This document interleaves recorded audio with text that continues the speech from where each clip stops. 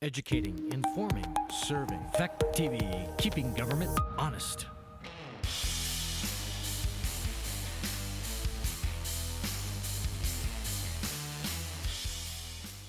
Very much. All states do.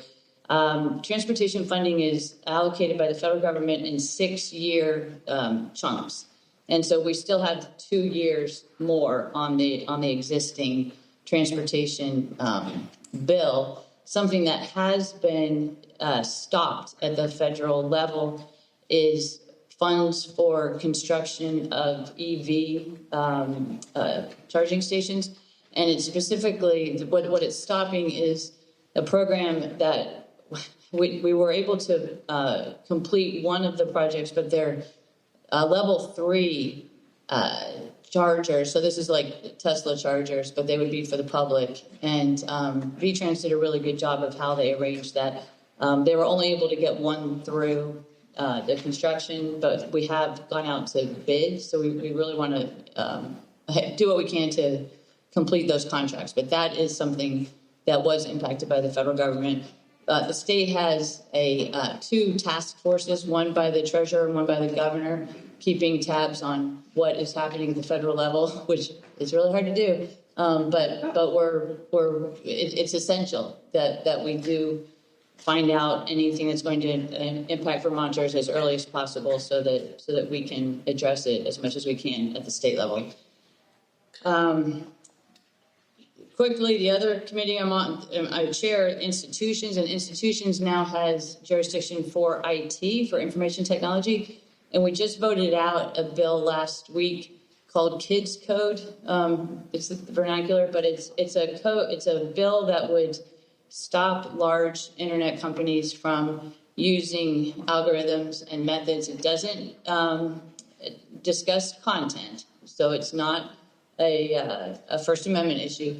But it would stop companies from doing very harmful things that get kids addicted, and in some cases get kids physically hurt. So that bill went out of committee. I'm going to be presenting it to the Senate the week after next when we get back, and then it will go to the House after that, and then to the governor.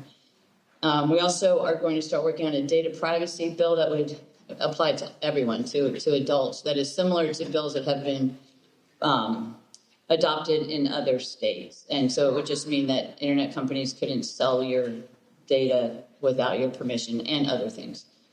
And then we have the capital bill, and something that would impact all communities, but especially rural-ish communities that don't have water and wastewater. When we go over the capital bill, which we'll get from the House in a couple of weeks, we're going to be looking at funding for water and wastewater. And I want to make sure that we have a conversation about how water and wastewater really defines where you can build dense housing. So that'll be something relative to Westminster. And just one thing I just want to make sure everybody knows, the housing bill that we passed a couple years ago says that anywhere in the state, anywhere that single-family housing is allowed, you are allowed to have a duplex, just so that you know. That's the state law now. Other things that I'm working on, Connecticut River Conservancy, I'm working with them to work to make sure that try to get them, the owners of the dams, the hydroelectric dams, which are very, very valuable. One of them generates $1 million just in profit each month. They could be sharing more of that with the public, since the river is a public good.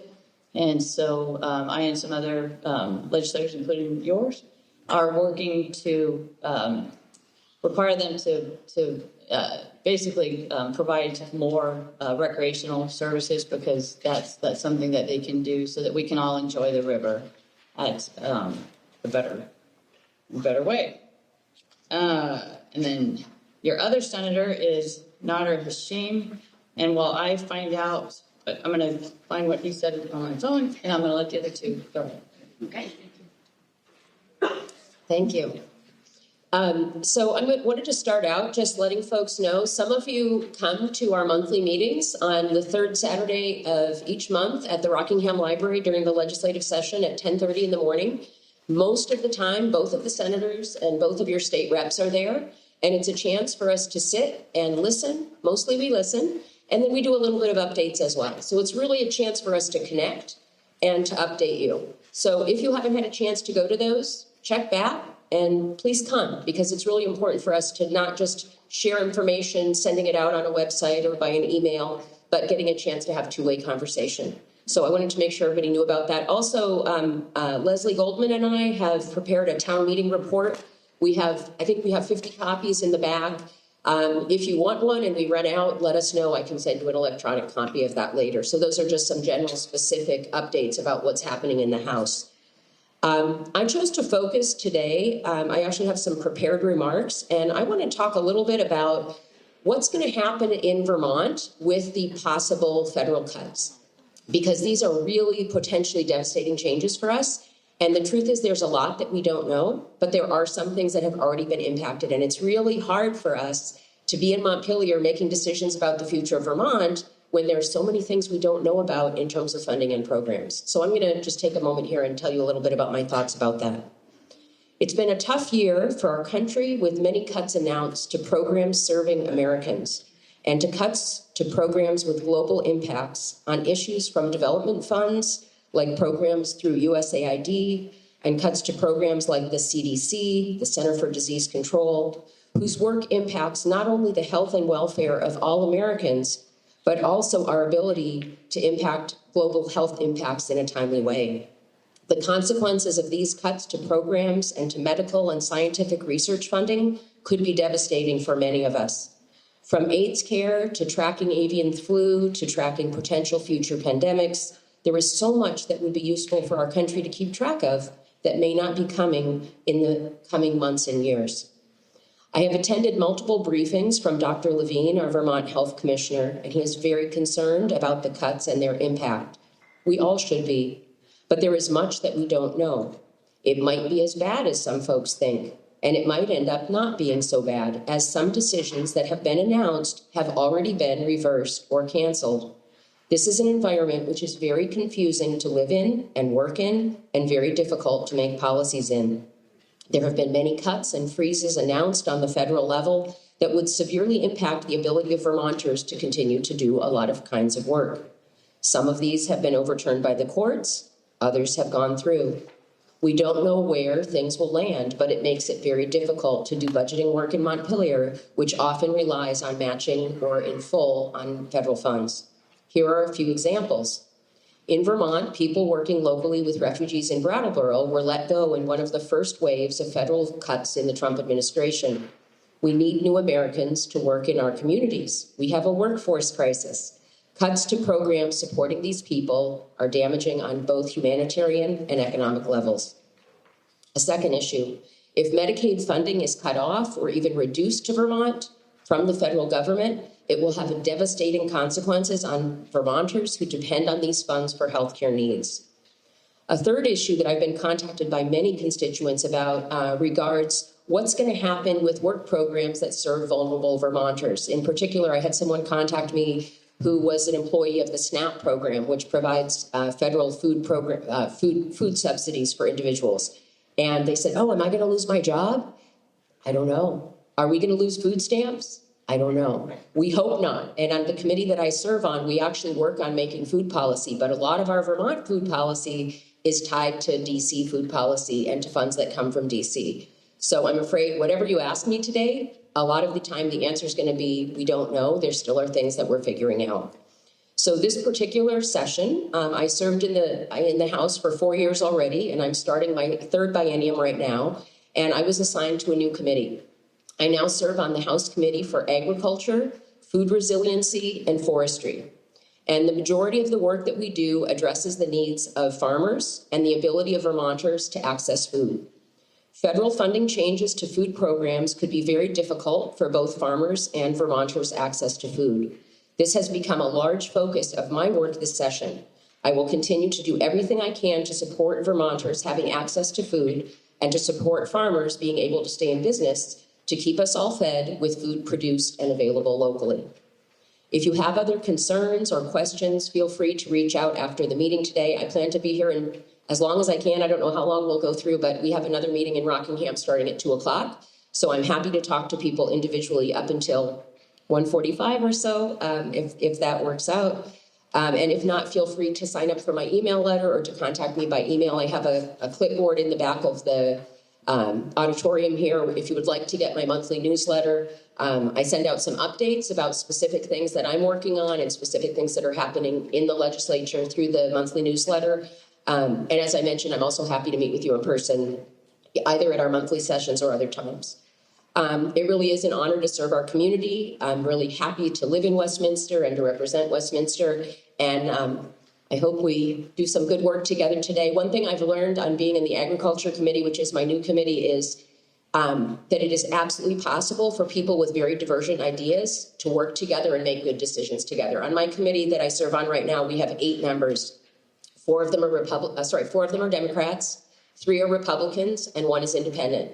And I looked up the background of some of the people on my committee that I didn't know very well, including some that are new members. And some of them have very, very different ideas than I do on many, many issues. But when we sit in our committee together, we do really good work. We do really good work. We listen to each other. We respect each other. And so far, out of my committee, we have agreed unanimously on all the decisions that we've had to make about policy within the agriculture and food and forestry domain. And it's not because it's easy. It's because we listen and we learn and we compromise and we come to a good decision.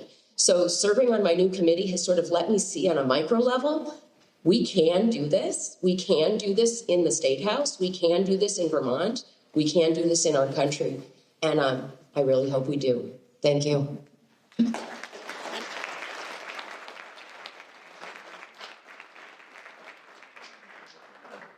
Good morning, everyone. I am Leslie Goldman, one of the 2 reps with Michelle.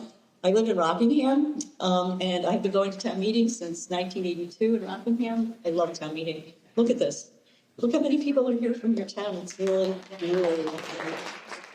So thank you all for being part of this democracy. Really the most functional thing we have going right now, I think. I tried to write some remarks and they were just darker and darker and darker, so I gave it up.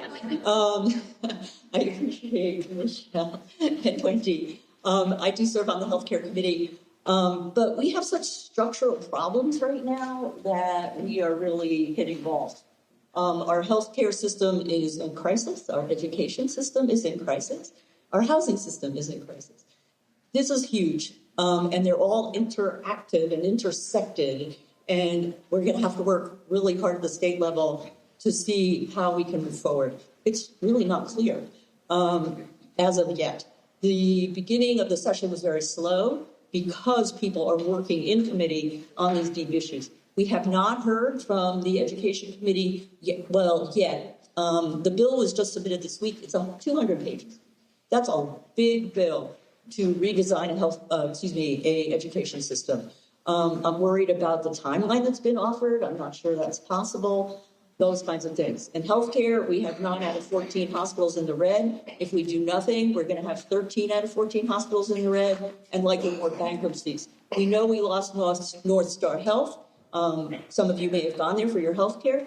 That was devastating to our community, and I've been working really hard to see what we can do. And I'm hitting walls all over. We are not getting help. North Star was an FQHC, Federally Qualified Health Center. You may have seen in Digger that many of the FQHCs are in trouble. We have a failed funding model in healthcare. We have a failed funding model in education. And we have housing that we're desperate for. So on that dark note, we are working hard, and I think that we'll begin to see inroads in the second half of the session. And I'm looking forward to working with people as the education bill comes out. I know there are many people in Westminster who are actively involved and look forward to that dialogue. And many people involved in healthcare and look forward to a dialogue there as well. Michelle mentioned this, but I wanted to point out our town meeting report, which is up in the back. It has more detail than we could say here on issues of protecting public schools, a healthcare system that prioritizes accessibility and affordability, current tax relief proposals, a big deal, of course. When our tax bills came out last year, we were all shocked. And what's going to happen this year is unclear. Another big problem, housing and climate. So please take one of these and go as deep as you'd like. I will be up in the back for the next time, maybe an hour or so, to answer questions, because I prefer dialogue than just talking with people.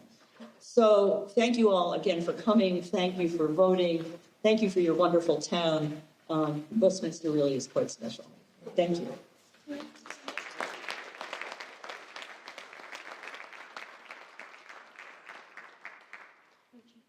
Okay, so these remarks are from your other Senator, Nader Hashim, who can't be here tonight because he's at a meeting in Brattleboro that I'm not at. So he serves on the judiciary. He's the chair of the Judiciary Committee. And what he says is, we've been working on our immigration bill, which helps keep state government between local PDs, sheriffs, and municipalities and the federal government.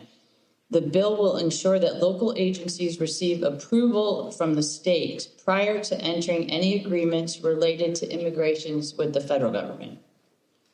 We voted out our sealing expungement bill, which clarifies the statutes to help law enforcement perform investigations while also allowing more defendants to start with a clean slate after a number of years of no charges or convictions. So that's judiciary. He also serves on the Education Committee. There's consensus in our committee that there are numerous issues facing our system that need to be addressed. And we're working on developing a plan that would be acceptable to the governor. Whatever plan we make needs to either be the same or similar to the governor's plan. Otherwise, nothing will change.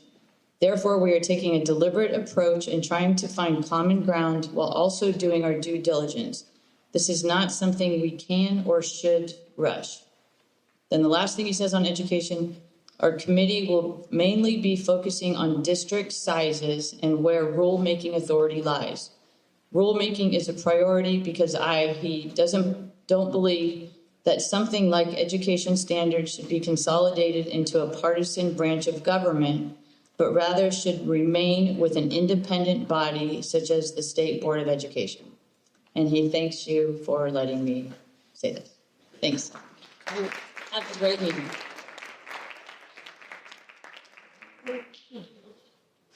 Thank you, Wendy. Thank you, Michelle. Thank you, Leslie, for coming in and updating us on all that's happening in Montpelier, or a little bit of what's happening in Montpelier. It's a tough job right now, and thank you for doing it. Okay. Again, they will be here for some or close to all of the rest of the meeting, depending on which one of them. And so please feel free to ask them questions. Okay. Now we begin our meeting proper. And I want to begin by an invocation and a declaration. The invocation reads, "Let us pause for a moment of silence and reflection. We are gathered together in civil assembly. We gather as a community in the oldest sense of the word. We gather to come together to try to make decisions about what is right and what is wrong. Let us advocate for our positions, but not at the expense of others.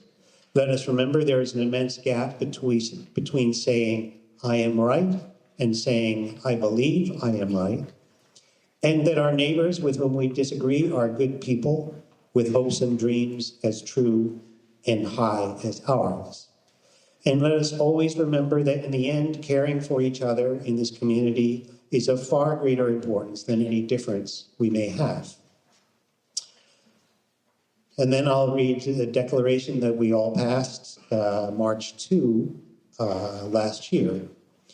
"The town of Westminster welcomes all persons, regardless of race, color, national origin, religion, sex, sexual orientation, gender identity, or expression, age, differing ability, socioeconomic status, and education.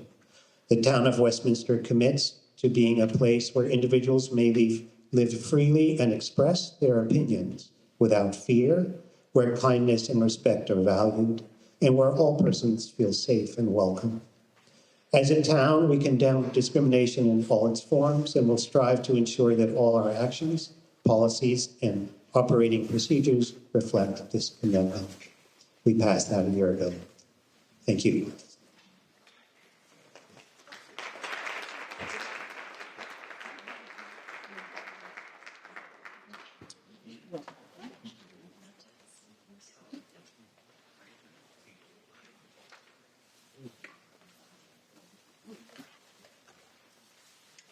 We will conduct our meeting using Robert's Rules of Order, and I will just summarize a few of the important points since most of us encounter them just once a year. Robert's Rules is the basic rules of order for this meeting, except where Vermont law takes precedence. An article must be moved and seconded by the body and restated by the moderator before it is under consideration. And when you are stating or making a motion and when you are seconding, please state your name so that the clerks can record that for the minutes. Articles may have only one associated amendment at a time, and amendments may have only one amendment. So you can only kind of go too deep in the amendments. After you've spoken once on a particular article, you will not be recognized until all other voters who wish to speak on the issue are given an opportunity to do so. Division of the House can be requested by one voter before or after a voice vote. State law provides for a paper ballot at the request of 7 voters. This means that the moderator could ask for a voice vote, declare the motion passed, someone could request a division of the House, then there must then be a vote by show of hands or rising.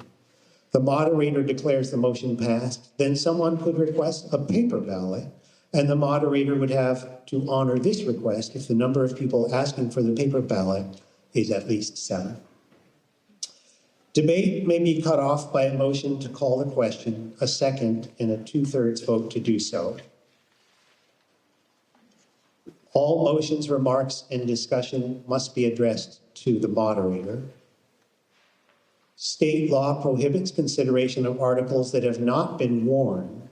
This means you cannot take binding action under the article other business. You can conduct other business, but it's not binding. Reconsideration of an article is allowed by state law until a point is reached where another article is under consideration. My role as moderator is to help you accomplish the business you intend to do so. Please raise your hand and ask questions if you don't understand what is happening. At this time, I ask that those who are not registered voters in the town of Westminster raise your hands. Unless there is a suspension of rules, you may not speak on the articles. So any registered people not registered. Okay, thank you very much. And again, it has often happens that we ask you to speak, but it requires the consent of the body. Okay, a couple of other notes. I'm going to ask all of us to keep our comments at 3 minutes or less. And again, when you want to make a comment or make a motion, please state your name, or if you're making a second, please state your name. Also, once again, I've asked Ian Proctor to ask as parliamentarian, should we need help? Thank you, Ian. Okay, let's move on to our articles. I'll ask the Prudential Committee, which I believe is first, to come on up.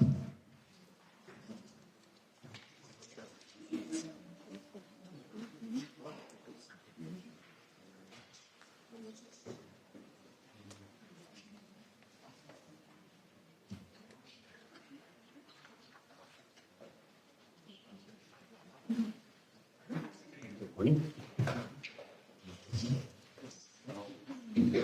This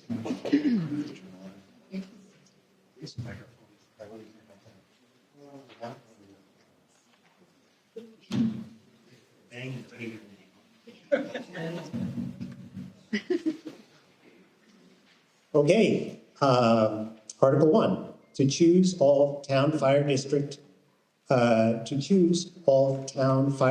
number 3 officers and town school district officers by Australian ballot Tuesday, March 4, 2025, from 8 o'clock in the forenoon, 8 a.m., until 7 o'clock in the evening, 7 p.m. Article 2, to hear the reports of the town fire district number 3 and to take action thereupon. And I am just wondering, before we go too much further, I think the bold writing at the top, I don't need to read. Okay. To hear the reports of the town fire district number 3 and to take action thereupon. I believe, unless you have anything, do you have anything to say on this article? Okay. Then we'll move on to Article 3. Do we have and the Article 3 reads, to see whether the town fire district number 3 shall authorize and instruct its prudential committee and treasurer to borrow money if necessary to meet current expenses on the credit of the district in anticipation of the collection of taxes and or receipt of any state or federal funds. Do we have a motion? I move that we move Article 3 as printed. Katie Dearborn has moved Article 3, which I will read a second time. To see whether the town fire district number 3 shall authorize and instruct its prudential committee and treasurer to borrow money, if necessary, to meet current expenses on the credit of the district in anticipation of the collection of taxes and or receipt of any state or federal funds. Do we have a second? Second by Toby Young. Thank you, Toby. Any discussion? Toby Young. Any discussion? Yes. Just wait a moment, please.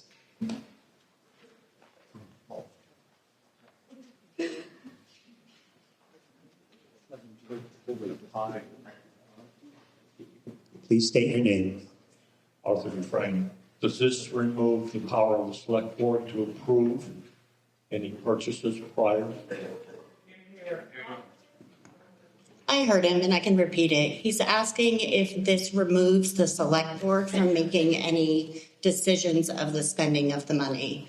And the answer is yes. We are the prudential committee that presents the budget and works directly with the chief on any expenses. If we do have large expenses, we like to come to the voters so that we're able to get approval for it. Another article that's within this is an example of that. So the select board doesn't govern this committee. We're a separate entity. We have our own tax rate that is combined with the town, which is where the tax base comes from. Does that answer your question? Great. Thank you. Any other discussion or questions? Seeing none, all those in favor of Article 3, which reads, to see whether the town fire district number 3 shall authorize and instruct its prudential committee and treasurer to borrow money if necessary to meet current expenses on the credit of the district in anticipation of the collection of taxes and or receipt of any state or federal funds. All those in favor of Article 3 as printed, say aye. Aye. All those opposed? The motion carries. Thank you. Moving on to Article 4, to see if the voters of the town fire district number 3 shall raise and appropriate the sum of $364,800 to pay the indebtedness and other general expenses of the district for the fiscal year beginning July 1, 2025 and ending June 30, 2026. What is your pleasure? I move Article 4 is read. Article 4 has been moved. Yeah. Is that it? Yeah. Article 4. Article 4 has been moved by Dan Reed. Thank you, Dan. to see if the voters of the Town Fire District Number 3 will raise and appropriate the sum of $364,800 to pay the indebtedness and other general expenses of the district for the fiscal year beginning July 1, 2025 and ending June 30, 2026. Is there any discussion? Yes. Eric Romberg.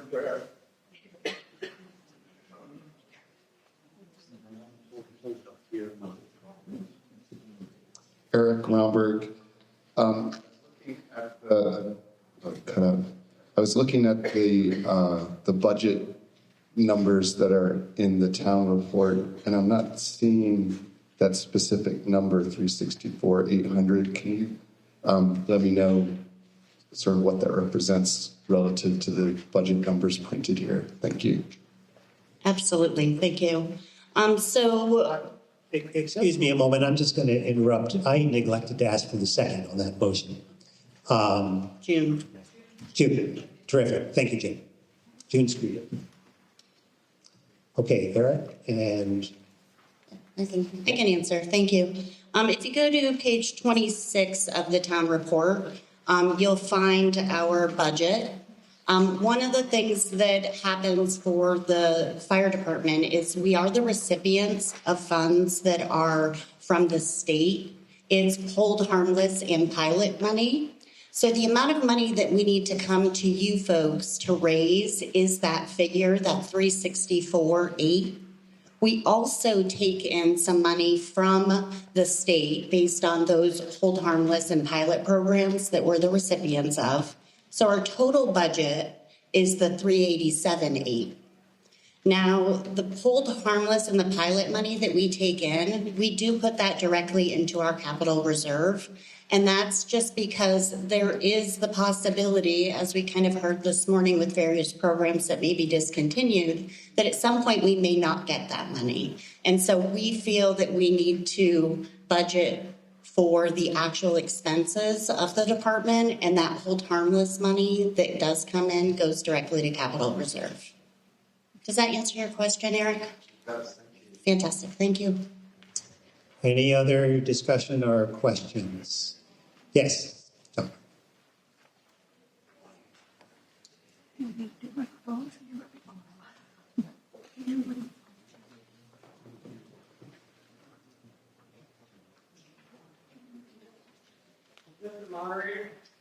Yes. A lot of talking, certainly. Yeah, thank you, Ron. Yes, an audit was done in 24, and is it available?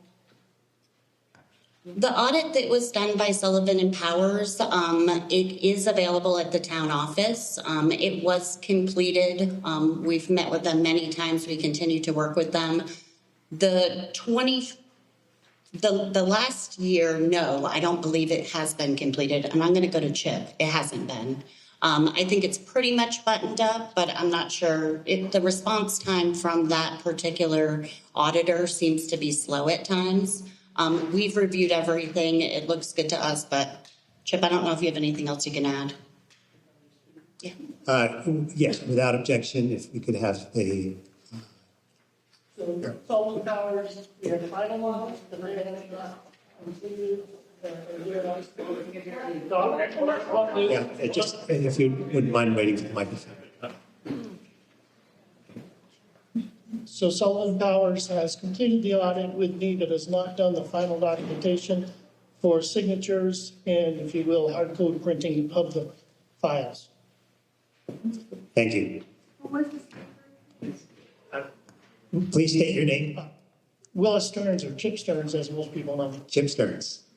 Thank you, Chip. Okay. Any further questions or discussion? Eric. Oh, I'm sorry. Yes. Did someone else ask to speak? I already spoke. Yeah. You were just saying over here. She was simply saying over here. Oh, okay. Great. Thank you.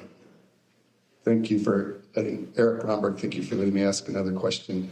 It looks like on the page 27, that the transfer of roof capital reserve and transfer of community space reserve, there's 20K and 10K, that's the main thing that represents any appreciable difference between the previous year's budget and the proposed budget. Could you just say a sentence or two about those needs for that money there? Thank you. Absolutely, thank you. I appreciate you looking at the budget and seeing what we're up to. So the committee talked at various times through the year. We do meet the third Sunday of every month at the fire station. And a couple of things that had been pretty continuous with our meetings, which is the roof on the building needing to be replaced. And then also really the desire to want to have community space in the event of any catastrophic situation where folks were without power, did not have a generator where they could stay warm. We've really wanted to kind of take a look at the building to see what kind of space we can create. It was probably about 4 years ago, we actually spent some money on a little study to find out if we could take the upstairs and do some renovations that would allow for space for the folks within the fire department and then free up some of the space downstairs. So the $10,000 we're looking to kind of put into, building up some money so we can improve the community space. And then the $20,000, we specifically talked about the roof repair.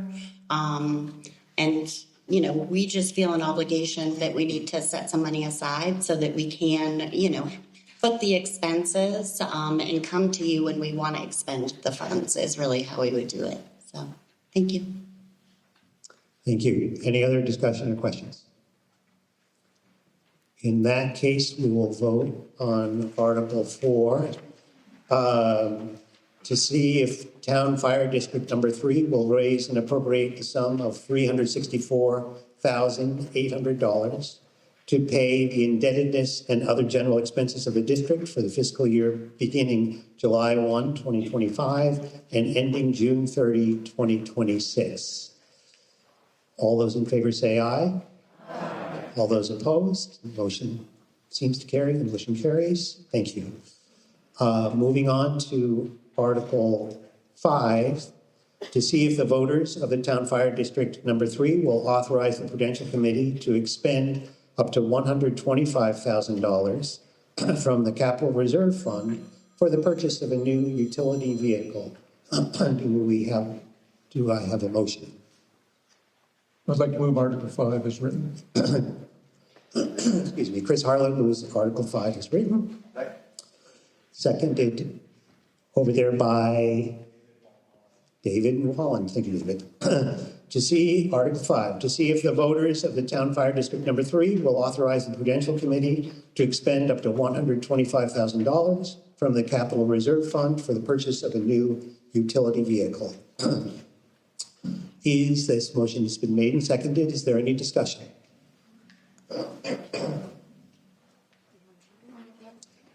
Katie would like to speak to this article. So the $125,000 we have right now sitting in the capital reserve, we've got a balance of $281,000 at this moment. So it will leave us with $153,000 in that capital reserve.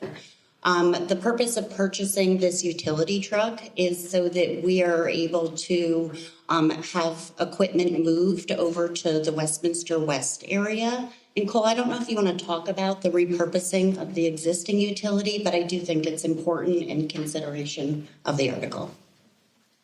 So what we are planning is we have a 1986 truck in Westminster West we use for forestry and for a rescue truck on that side of the hill. We would like to replace the utility truck that's in our station on the main station on the east side, move that over to Westminster West, and put a new truck on the east side.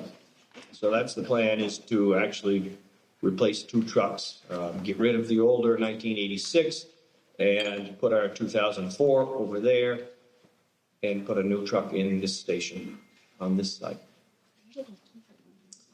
Thank you, Cole. Any other discussion? Was that a hand up back there? No. Okay. Yes, I think it was.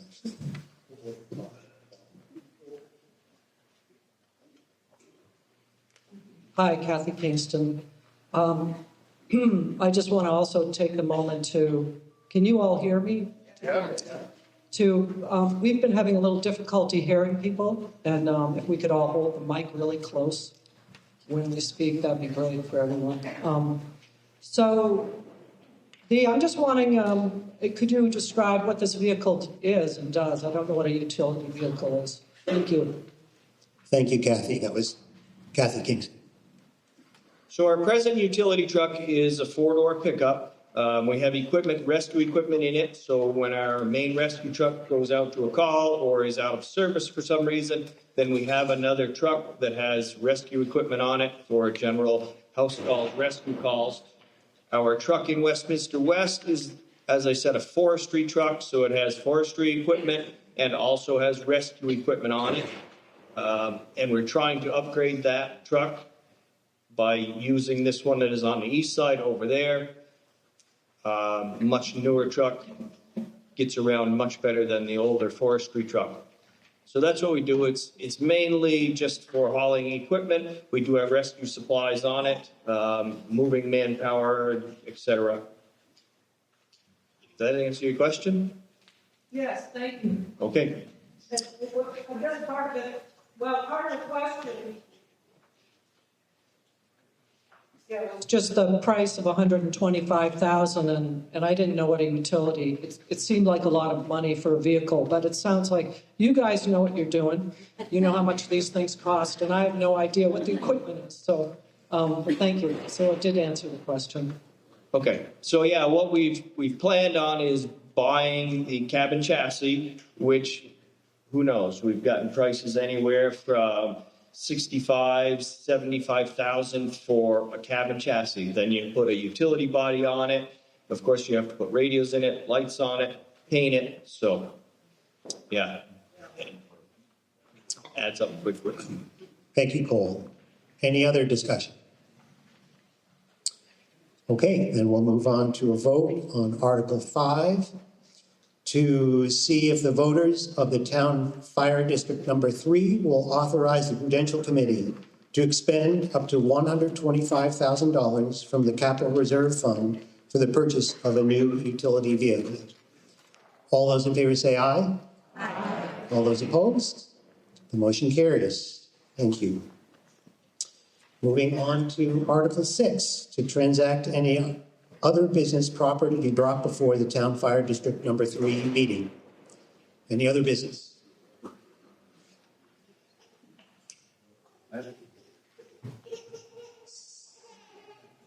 Yes, David, sorry.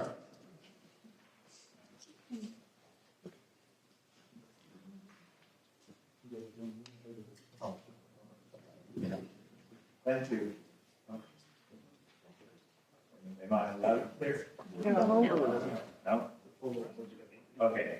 Thank you very much. Only thing I wish to say, I wish to have it on the record here in some way, a word of gratitude. A word of gratitude for this.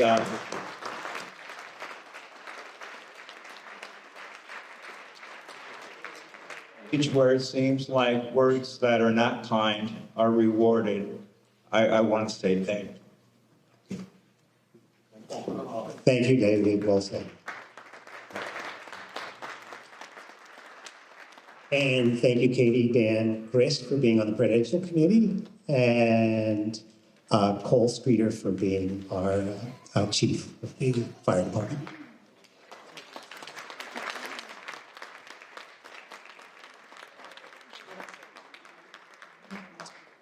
Okay, well, that was short and sweet. I expect the town and the school board meetings will be just as short and sweet. Okay, we'll move on to Article 7, to hear the reports of the town officers and take action thereupon. So if I could have the select board members come up, that would be great.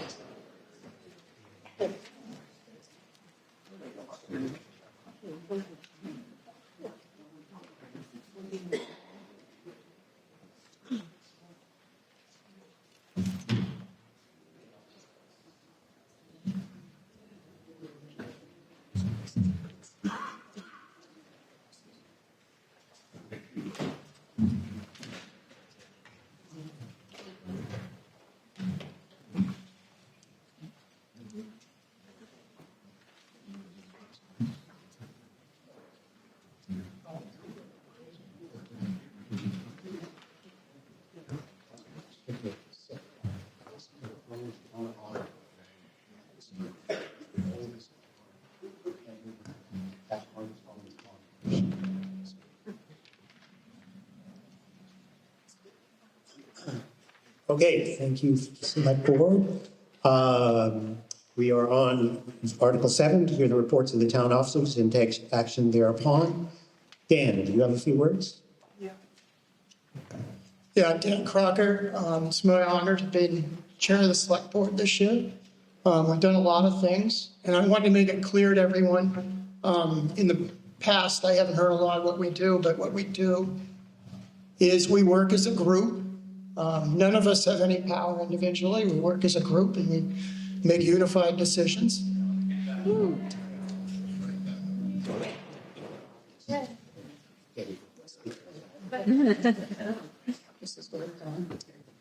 Okay, so we make decisions together.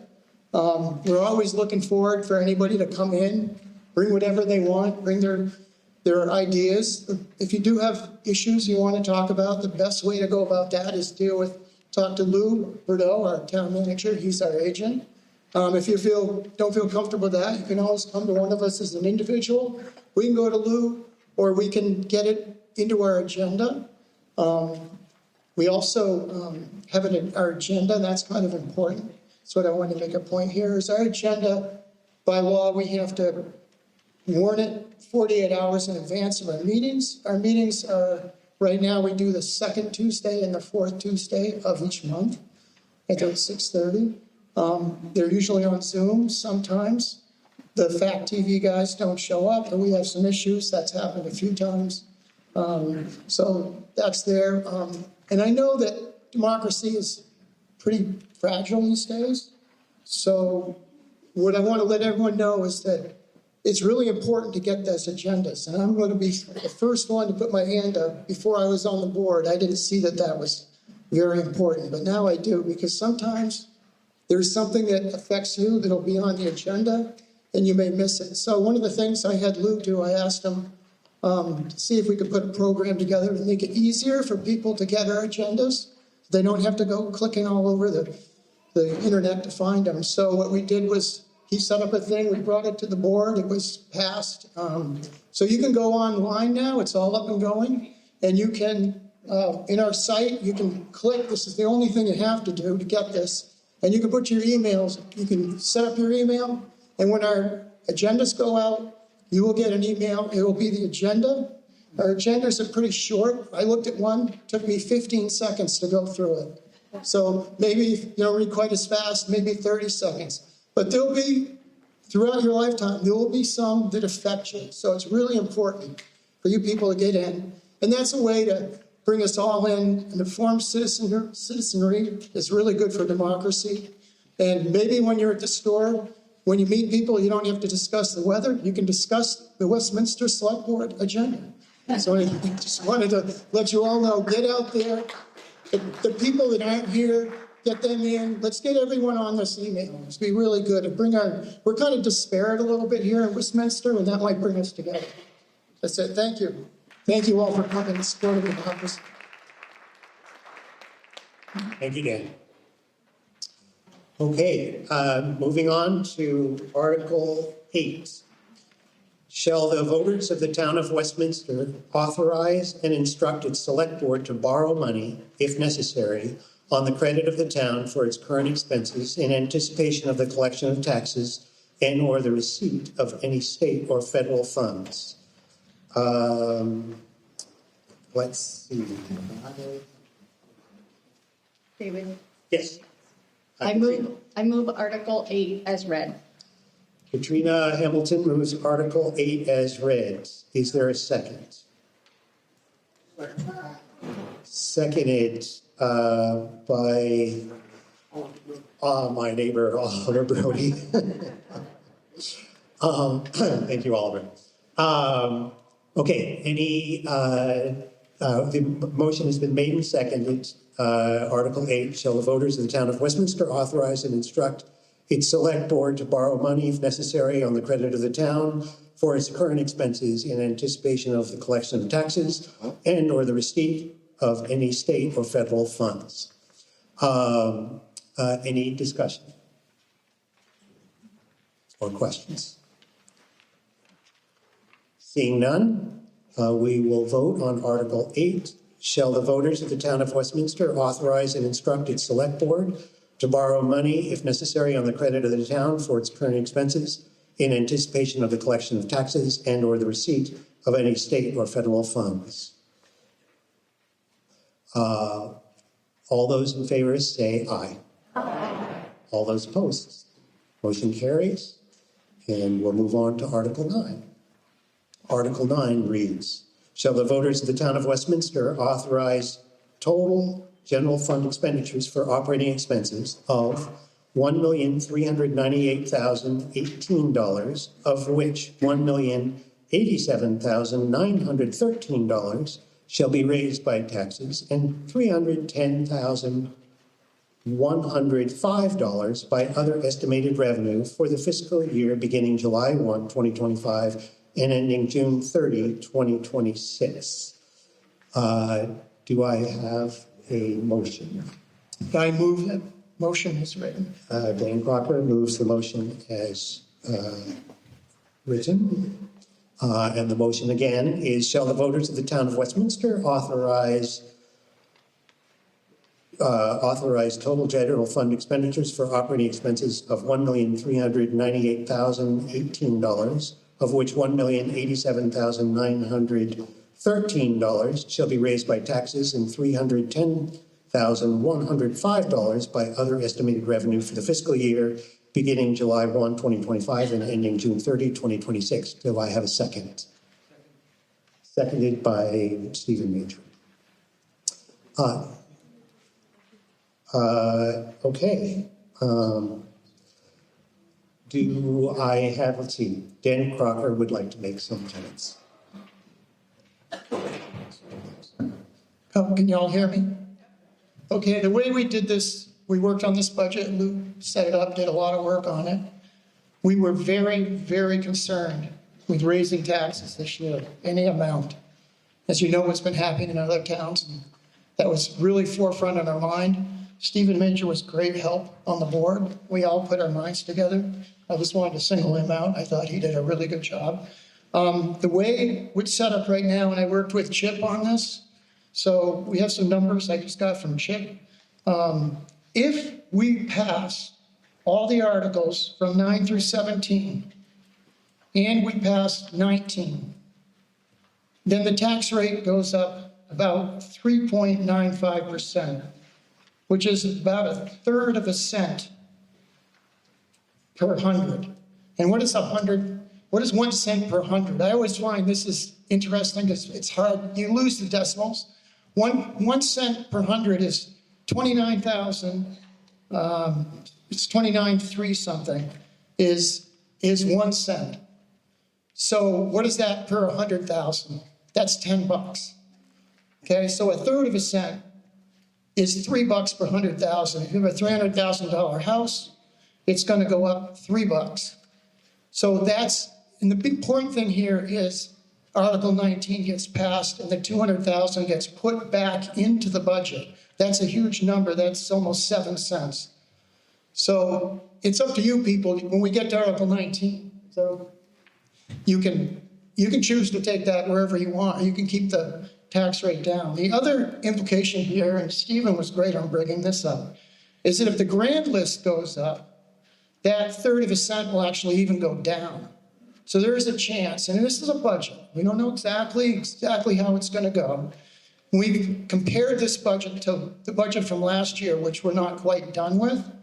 You have to be careful. If you go way back, you could be a real mess. So we're just working off of that. So there is a chance that this could be, we could be in neutral here. And there is on our grand list, there is one property on Route 5 in Westminster that it may bring it right down. So that's where we stand. I know you guys are gonna have a lot of questions, so shoot. And I'm sure Chip can speak to some of these issues, and so can Lou, and so can some of the board.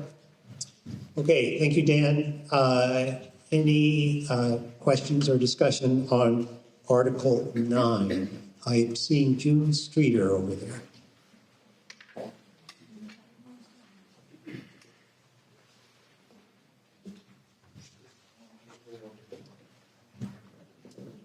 I was wondering if you could speak a little bit about the reasons for the increases in the budget over last year. Select Board has been queried about reasons for increases. Anyone want to speak to that?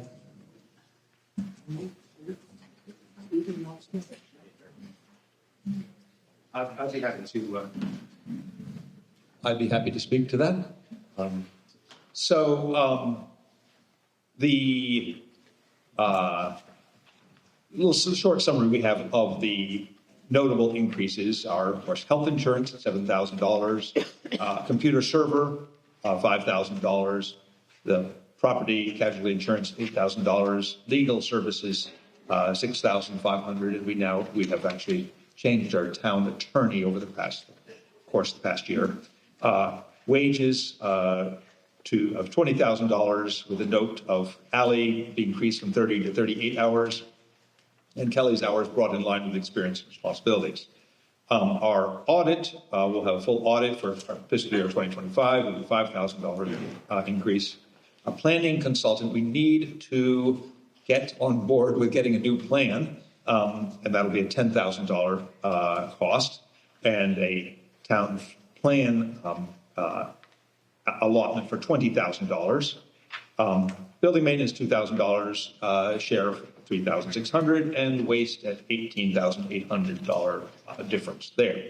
So I hope those provide the bulk of the changes or newer different things. Thank you, Stephen. Any other questions? Oh, we've got one more. Yeah, I just want to add to that too. We were very cognizant that we're behind on our paving. We put quite a bit of money into paving. To me, a little bit more tax money in paving saves me a whole lot of car repairs. Car repairs are expensive. So, and we had a engineering study done with a paving program, and we wanted to kick in on that. We also have some bridge issues, 121. We wanted to be out in front of that, make sure we had money there. So those were important things. And the planning board, they needed money. And every 8 years, you have to do a new town plan. In the town plan, you got to spend some money on some experts to help the planning board. And while I'm on that planning board, we need members. We need people to step up and help them. They've got 5. They'd like to go to 7. So anybody that's interested, please stand up. So the planning, when you do a town plan, you need to have some money. And we didn't really, in the past, we haven't planned for that. So there's also some money in there so that each year we put, I think we had 5,000, is that right, Lou? Yeah, we're putting 5,000 in. So 8 years from now, when it comes up, we won't have to ask for this one big, large sum, which we had to do this year. And then I guess that's pretty much it. Thank you, Dan. Other questions or discussion? Yes, Sarah will know.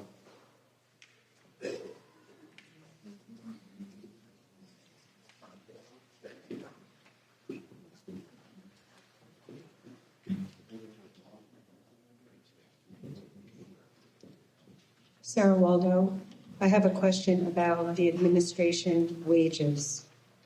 I wonder if you could give a breakdown of who those wages cover and how much each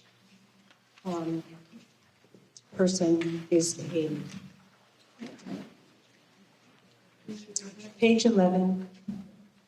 Again, query for the select board. The question was, what are the wages that make up the figure on page 11? Right, thank you.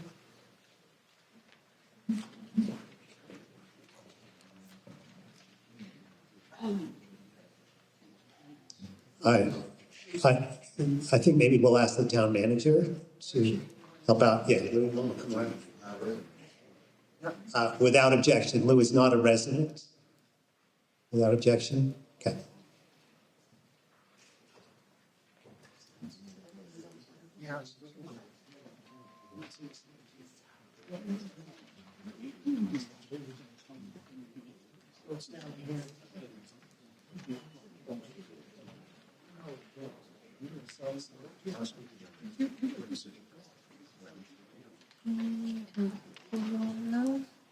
Good morning, everybody.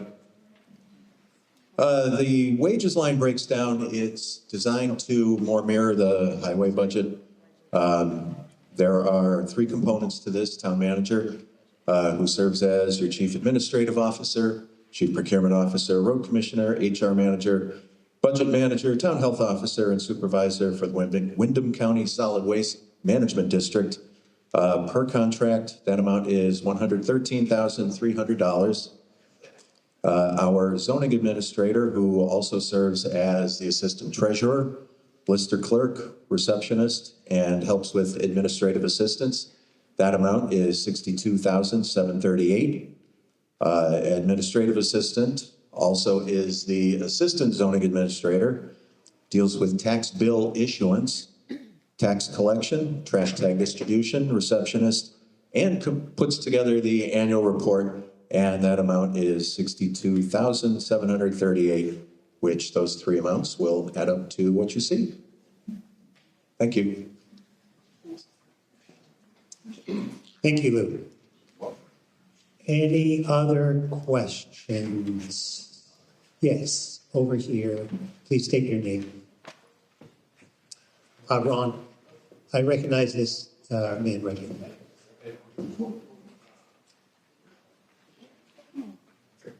Jared Atwood. I was just curious. I'm looking at the FY25 from last year, and all of the wages are clearly stated for the salary town manager and salary clerical. How come this was changed this year? It seems like they're trying to hide something. And why is the lister's clerk position not under the lister's department anymore? Thank you. Thank you. Again, a query to the select board. Did you get that question?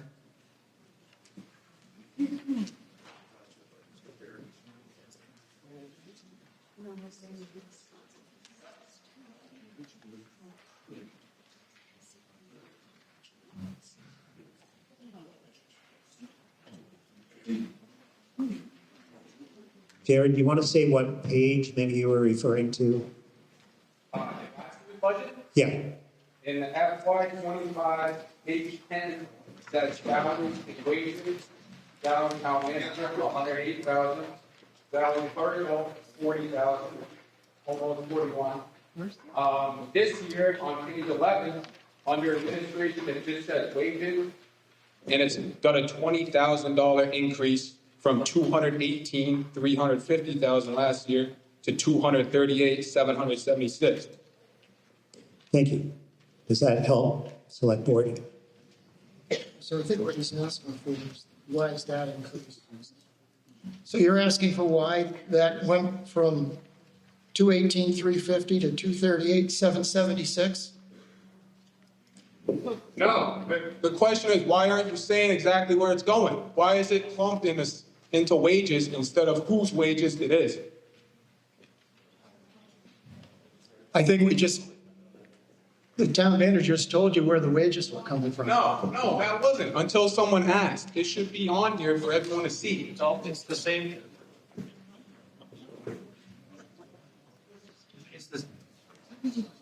It's the same in the highway. It's a lump together. It's the same. It's always been that. Why did it change this year? It hasn't changed this year. I just looked at the last budget. It's changed. The number may have changed. No, the formatting changed. You're not saying where the wages are going. I'm sorry, on the first figure you were looking at, when you're referring to last year's budget, what page number is that on? For the FY25, Yes? No, what page on the town report? on the FY25, it's page 10. Page 10, what? Section 71, 72, 73. Okay, hold on. Last year's budget. Are you looking at last year's town report? Yes, and comparing it to this one and how the format's changed. Yeah. And before and before. Do not have that with us up here. I didn't bring last year's up if you'd like to look at it. I imagine it is reported differently, as you said. Thank you for looking. I doubt there's conspiracy. You are correct. I have a copy of last year's, and last year's on page 10, they are broken out. Your question is why is that the case? Okay. Any explanation? It appears to be a change.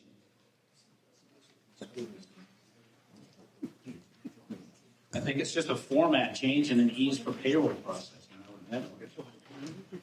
Okay. I think the easiest answer, I think it was for simplicity. The numbers add up to about the same. There's nothing being hidden. If they're being hidden, they would be all over the place, and they're not. Okay. Thank you for the question. I'm going to recognize now John Ewald over here. Well, following up on that, if you look at, I guess it would be like page 11, you would look at where it says salary assistant treasurer. Now, there's no figure there. And, okay, so you put it into one category, but why not put those other figures that were in there before, like last year? Why are we hiding? Maybe not hiding, I'm not gonna go with hiding it, but you are putting, you changed the system to put it all in one category. But if you were trying to compare, you should have put the figures that were in 2023, 2024, 2025. It should have been there, so we could compare that. They're not there. So you definitely changed the format. Okay, so that's one thing. Another thing, if I can.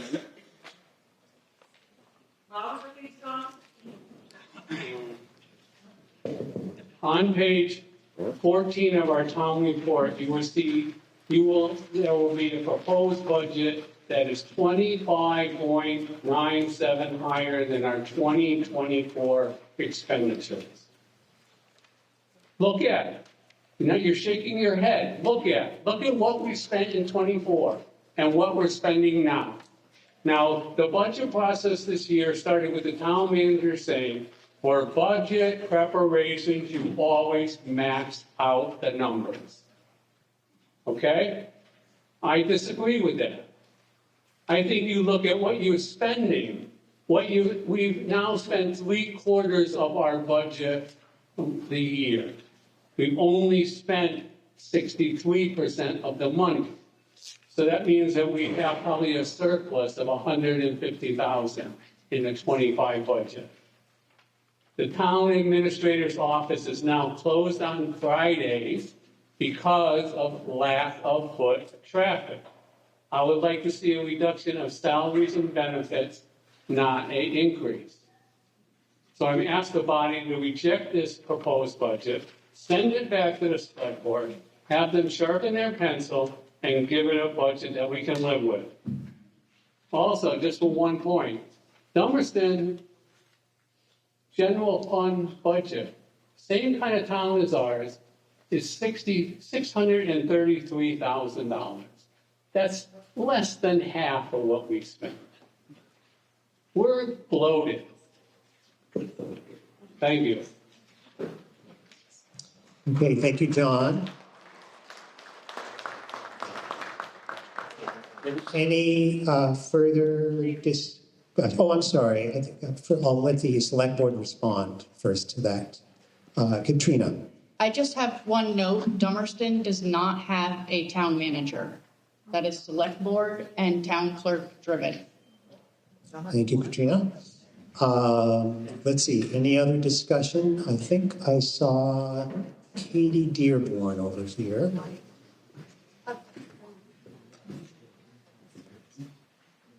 So I just want to comment on the discussion about that salary line item. One of the things that I've experienced, because I am on the Prudential Committee, is as you look through the budget, each line item is a separate GL. So as there are expenses, it is up to the town office, Nimrick, Chip, who's sitting here, to make those entries. And I honestly don't think that they're trying to hide anything in reference to salaries. I think they're trying to simplify the process.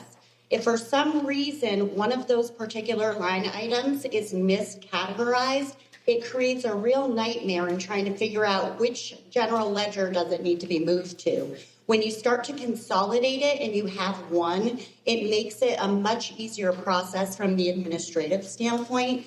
And from what I looked at, that's what I surmised. And I think that that's very likely the situation. Thank you, Katie. Any other questions or discussion? How about way back? Yes.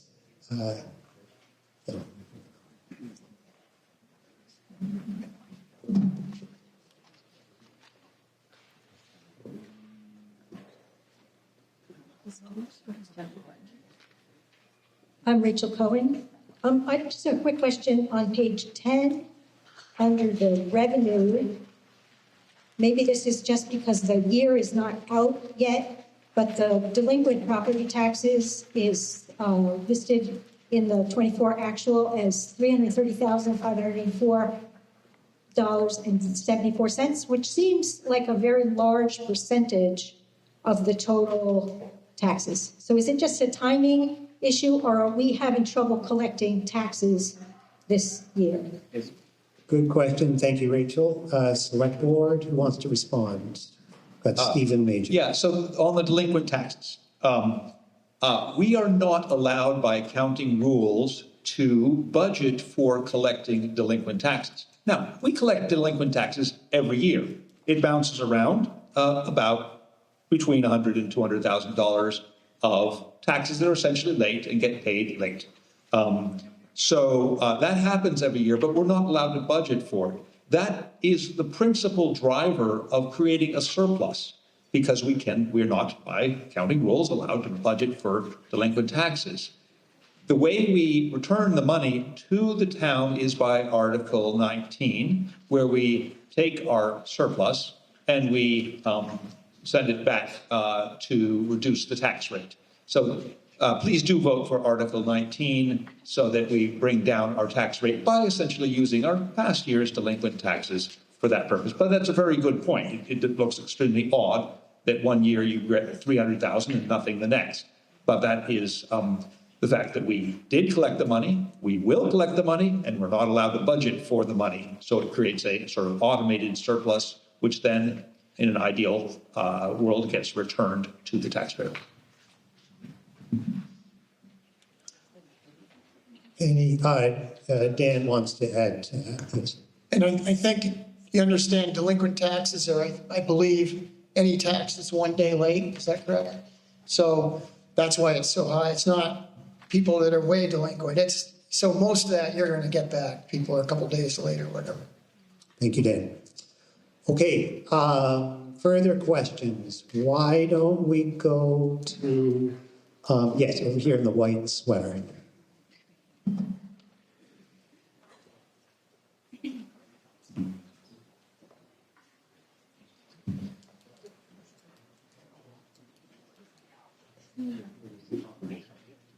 Hi, I'm Darlene Kelly. So you spoke of surpluses. I'm curious, what is our current fund balance? I don't see that anywhere in our report this year.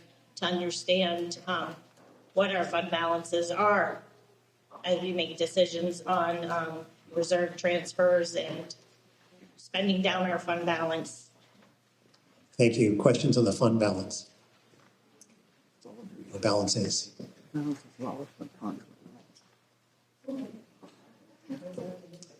we have an answer? Any to Chip? Okay. So without objection, I'll ask Chip to speak. Chip Stearns.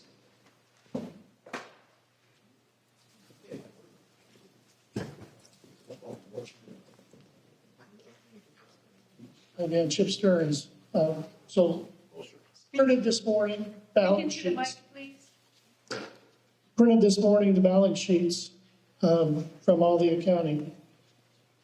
We have 3 distinct funds that all get combined to talk about general government for the audit. We're talking specifically on this article for the general fund, which carried forward from last year, $290,985. So a future article is talking about utilizing some of those funds to reduce the tax rate for the ensuing year. And I have the balance sheet for the other article when we get to it. Okay, thank you, Chip. Any further questions? Yes, over here in the green sweater.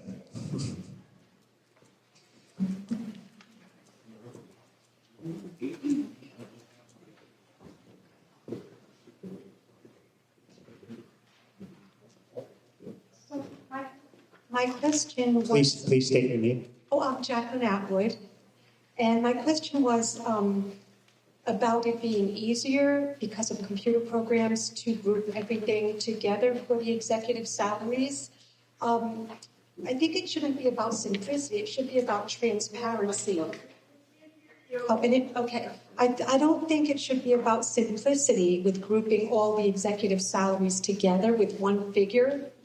I think it should be about transparency like the previous years, all the previous years prior to this new budget, where it shows what each individual is getting as a salary. Simplicity shouldn't have anything to do about it. We've had NEMRIC as our software program for many years, and they were easily able to separate out those salaries. And now the next question is, when we were told what the new salaries were by the town manager, it was $108,000 he was getting paid last year. It went up to $113,000 this year. Our administrative assistant, the clerical office, it was $40,000 if you look at when it was separated out last year. Now it went up to $62,000 this year. And same with our administrative, our zoning and assistant treasurer and I guess a lister's clerk. That went up from $54,000 to $62,000. So I'm wondering, in this economy, most of us aren't getting that kind of a raise. It used to be they get a 3% cost of living raise every year in our town offices. So I'm wondering what this change is about as well. Thank you. Another question about the way in which the wages appear. I can't answer some of those. On the town manager's salary, that went up 3%. And when we hired him, there was a raise kicked in for the first 2 years. So that's where that came from. It was in 83. I think it was $5,000 for the first 6 months, another $5,000, and then it's just the 3% to the end of the contract. So that's why that went up. Thank you. Any further questions or discussion on Article 9? Yes, Eric.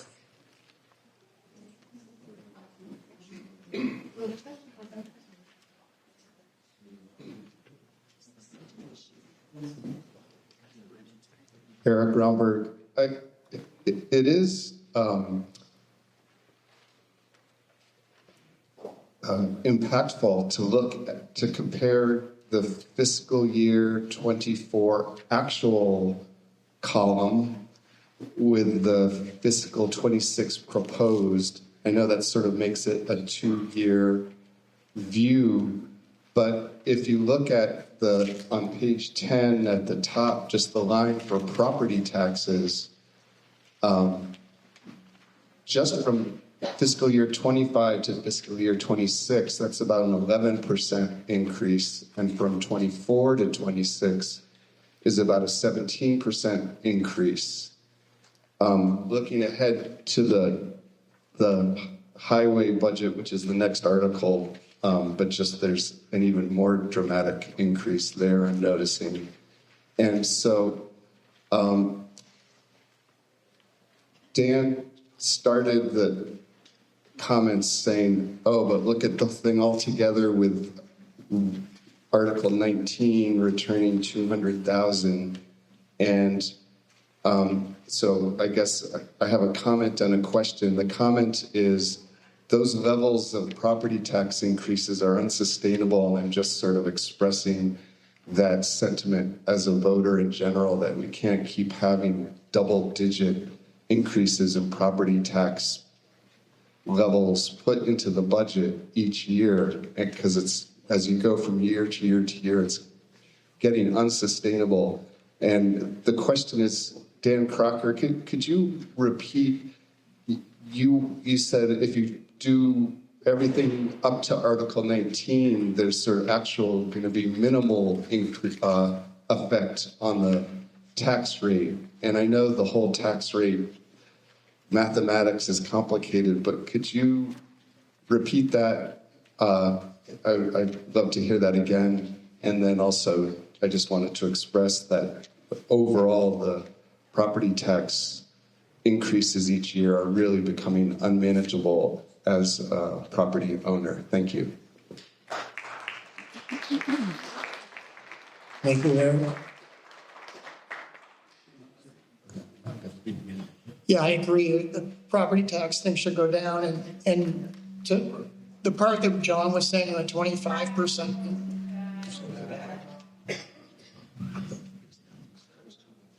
We don't. He's mine.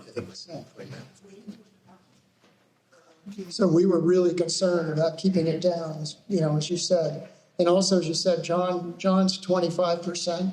He was jumping a year, so that makes it, when you skip a year, it's going to go up a lot. He also didn't factor in the 200,000 on Article 19 back in. So that's where those numbers came in. Chip can speak to those too if you want to. You want to speak to what he said? So that's where we got that. I believe that, a budget's a budget, but here we're pretty close to being almost level budgeted here this year. So that was a real aim of us. Does that answer pretty much? Yeah, you can have a follow-up. Sorry. You put it into numbers right at the beginning of this discussion, and I was asking if you could repeat it because it went by so quickly. Thank you. So what I was saying was, if we pass all those articles, so it's adding in stuff, we're going to raise 3.95%, which is a third of a cent per hundred, which is like $3. That's if we put the 200,000 on Article 19 back in. You do the math, it works out. Thank you, Dan. Okay, moving on way back. Oh, it looks like maybe Susan Harley.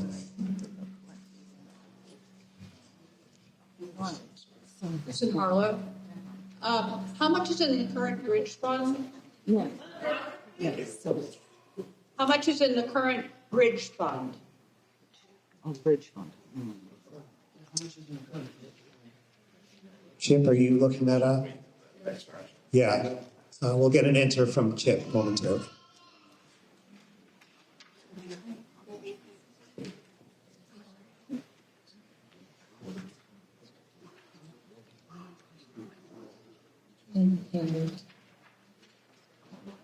Bridge Rehabilitation Reserve, 323,364.92. 324,000 plus. Stephen Major. Just to note on the previous conversation on page 10, comparing property taxes raised, I want you to notice that if you were looking at the top line, FY24 actual, it says 588,574, but that is the money that was raised in property taxes. Then you see just down below that the delinquent property taxes. That's the bit that was paid late. So those get combined for the amount of property taxes. If you want to compare the revenue, you look straight down those lines to the bold printed total revenue general fund. Now, if you notice, in fiscal year 2024, the budget was $1,310,454. The budget, and that was 2 years previously. The current proposed budget is $1,398,018. So that's the comparison over 2 years. So be careful which numbers you're looking at for comparing year by year and also keeping track of the actual total collected taxes. Yes, I see two hands raised way back. Why don't we go for, okay, yes. Now it looks like just maybe one hand. Is that Kathy Kingston again? Yeah. I just fell off my chair. I'm glad that people are patient in listening to this because this is an important topic. And I just want to speak again to what Ms. Atwood, is that your name? I would like to see things laid out. I know it might be simpler to do the town plan the way it was done this year, but I hope next year we go back to having things delineated so that it's very clear what's going where. I have a question regarding, let me do my next thing next. When Russ was town manager, we did not have a separate zoning administrator. And if we go farther back, I think it was Bill Gamel, perhaps? No, I might have the name wrong. We had a zoning administrator. It would be interesting to see how salaries broke down then. I think when Russ was in office, he was doing it all. And I know that was problematic because when he left, nothing was getting done. So I appreciate that the zoning administrator is separate from the town manager. But I'm just wondering about the salaries. And my specific question is if the town office is now closed on Friday, is that correct? That the town office is not, you said there's no. Yes, I guess I want you to speak to that. Right. Salary is still the same if people are working less. Thank you, Kathy. Thank you. Yeah, Lou.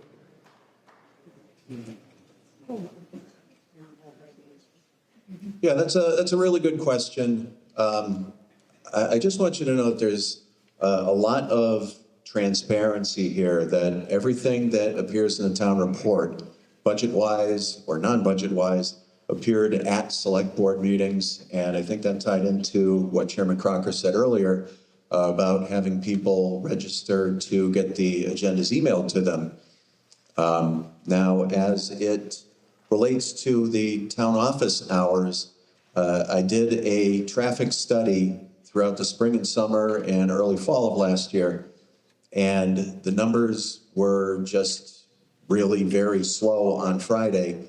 And looking to have better customer service, because anybody who comes in the front door is indeed a customer, we open an hour and a half earlier every day, and we stay half an hour later, so that instead of Monday through Friday from 8:30 a.m. to 4 p.m., the administrative offices are open Monday through Thursday from 7 a.m. to 4:30 p.m.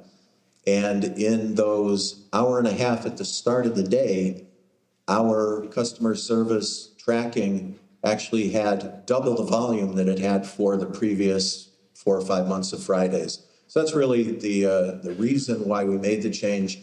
and it continues to be very effective. As the tax payment season just ended February 10th, we saw a tremendous uptick in volume in those early morning hours. So I hope that answers your question.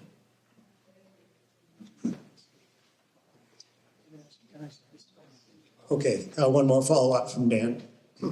Yeah, when Lou brought that forward, we were listening. We had a couple of people I've been hearing, we can't get to town hall at 8:30. We work between 8:30 and 4:30. And so we opened it up, and I think some of those people are here probably. So we were listening, and that's where we got that. Thank you. I think we'll go over here to Amy King. We can, Westminster. I'm here because I want to hear my neighbors and I want to help. So this is how I'm going to help. There's two kinds of phones, iPhones and Androids. There's Coke and Pepsi. There's Apple and PC. There's two kinds of microphones, ice cream cones and flashlights. Ice cream cone is what you do if you're a singer and you want everybody to see your face. Flashlight is the kind you point at your mouth. For the rest of this meeting, if you all treat this like a flashlight and point what the light's doing at what you're trying to say, no one will yell at you to go louder, louder, louder. That's my public service to Westminster. Thank you, Amy. All those in favor? Okay, where are we? I am seeing, I'm going to go way back to the wall practically. There.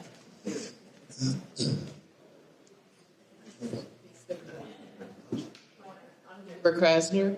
I just want to say, in terms of democracy versus business, we are citizens, not clients or customers when we come to town hall. Thank you.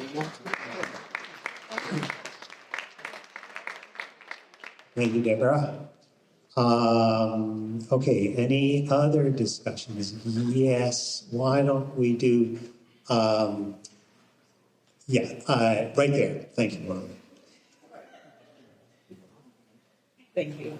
Hi, Lori LaRue. I just have a quick question under miscellaneous revenue for fiscal year 24. Actual was $13,000.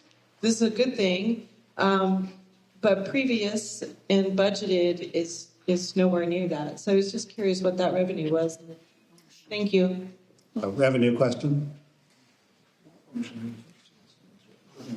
Any answer from the select board?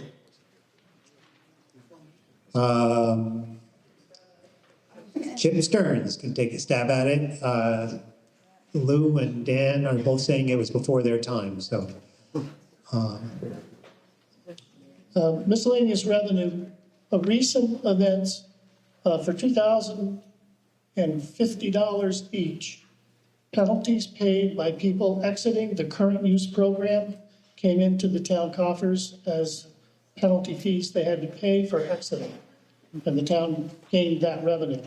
So quick mathematics would tell me 6 people dropped out of current use. And that's probably because they bought property and didn't want the restrictions. So that's where most of that kind of money comes from. Thank you.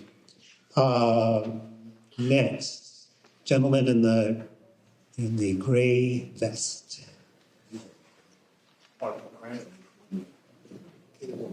Michael Crane, Westminster. On page 10, your property tax revenues at the top of the page. They're vastly different than the property tax numbers under the total revenue, highway revenue on page 14. What is the difference between those two items?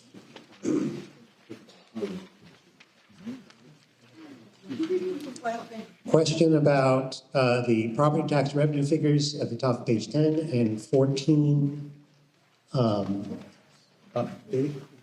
Yes, that's the highway revenue is the next motion. That's the highway and the town are, notice, two separate articles here. So we'll be discussing the highway and the next article. So probably no. Well, there's revenues support the town administration and there's revenues to support plowing the roads, bridges, et cetera. There's two separate articles here. I believe. Oh, and it is true that that is a change in, as Chip was pointing out, in the change in the way the town does the accounting, is that the highway department is now a separate article and separate revenues, separate expenditures. Change from previous years. Okay, yes. I move that we call the question. Okay, Teen has moved that we call the question. Is there a second? Second, by, what's your name? Kestrel Craig. Did I get that right? Yeah. Okay, now this, I believe, Ian, is this a 2/3 or a majority? 2/3. 2/3 vote, okay. It's non-debatable. So all those in favor of calling the question, say aye. Aye. All those opposed? Boy, I'm going to have to ask that all those in favor, well, do we have the Board of Civil Authority here, people here to count? No. It's a vote to call the question, but it has to be 2/3, and I couldn't tell from here whether that was a 2/3 or a 1/3. So I'm going to ask all who voted aye to stand. We all need to stand up anyway. So. Okay, now do we have Board of Civil Authority people to count?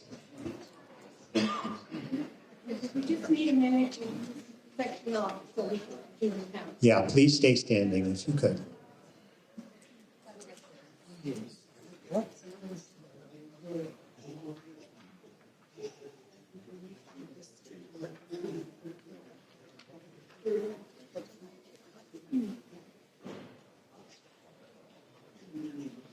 I still wonder, David, people know they're not voting on the article. Right, this is just being clear. This is a motion to call the question. It's not a motion on the article, not a vote on the article itself.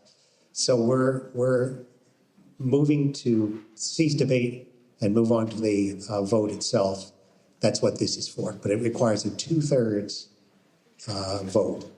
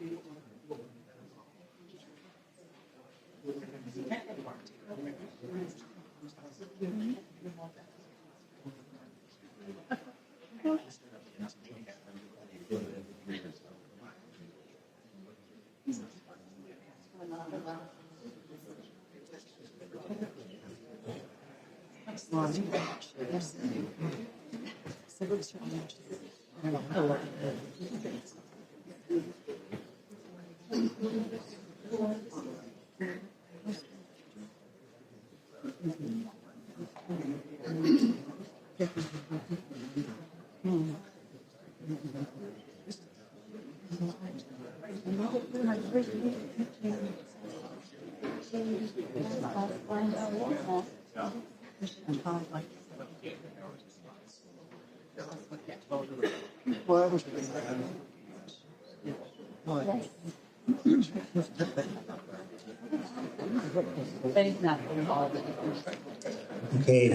board, do we have those numbers all almost?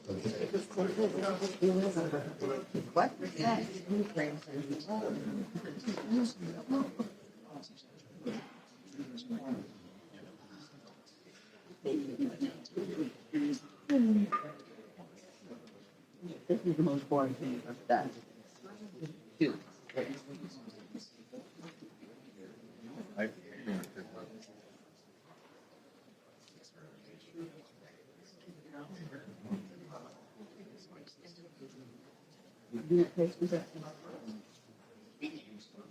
That is one of the.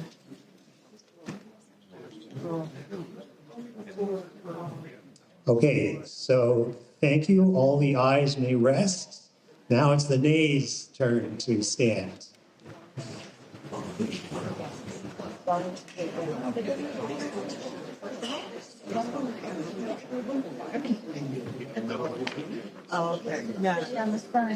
All nays, please stand. What's that?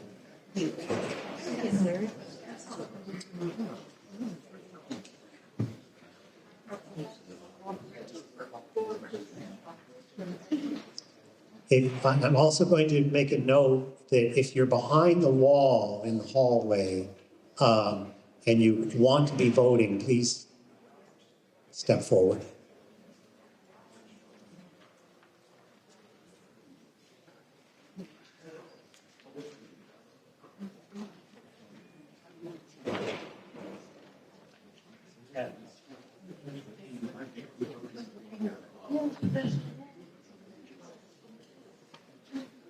No.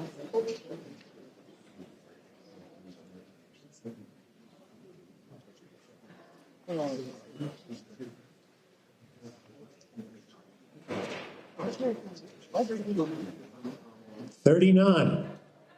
All right. Well, I don't think that quite makes the 2/3, if I get my math correct. 104 positive and 39 negative. It does. It does, you're right. You're right. You're right. It's more like a quarter, 3/4. Okay, so debate is cut off, and we will move on to the main motion. Article 9.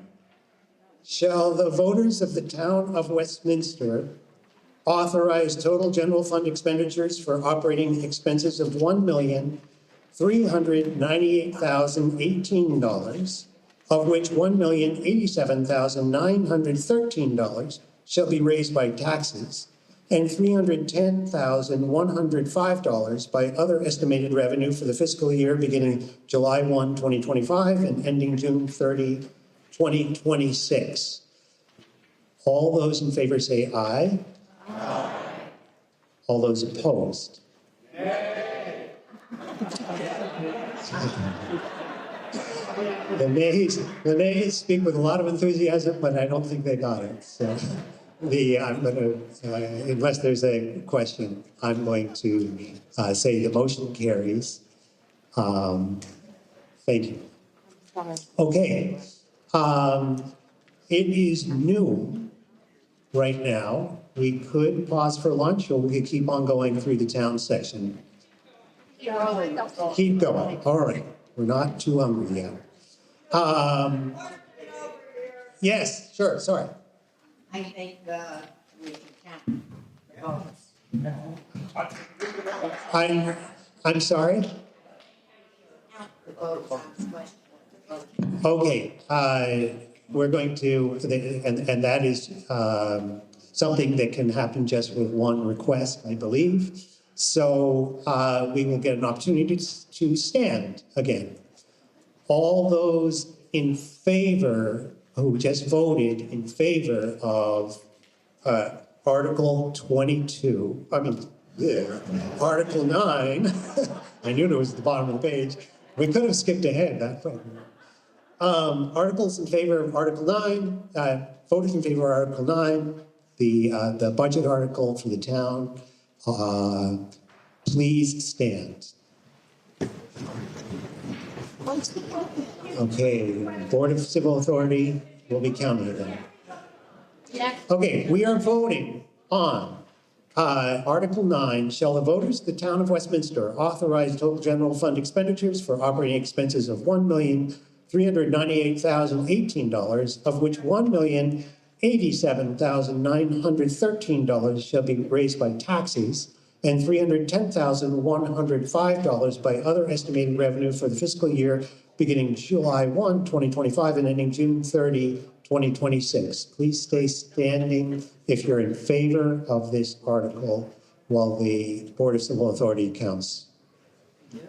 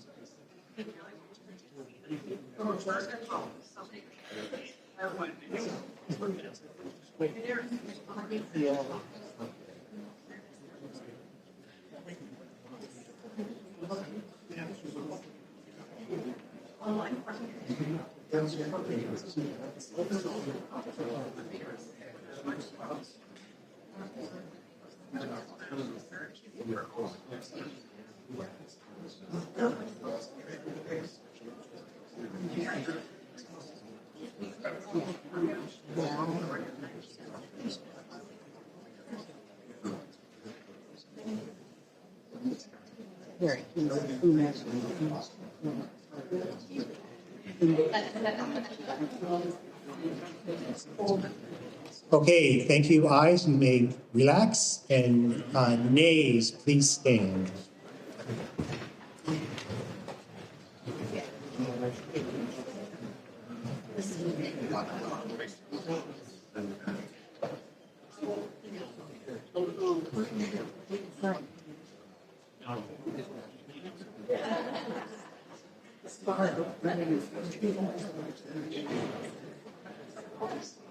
You do it and then we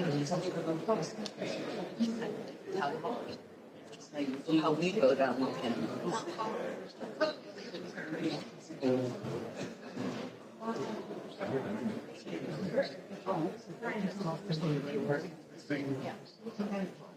I know.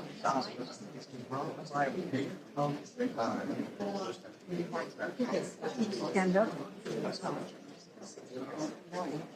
The other one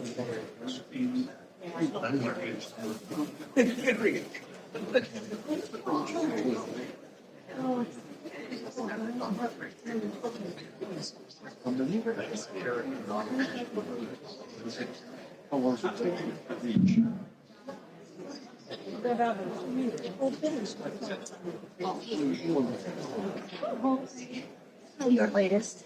Okay, 3,000. Oh, I see where you were calling. Yes. I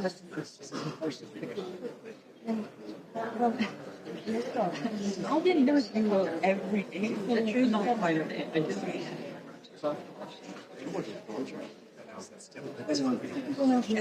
pulled it up. I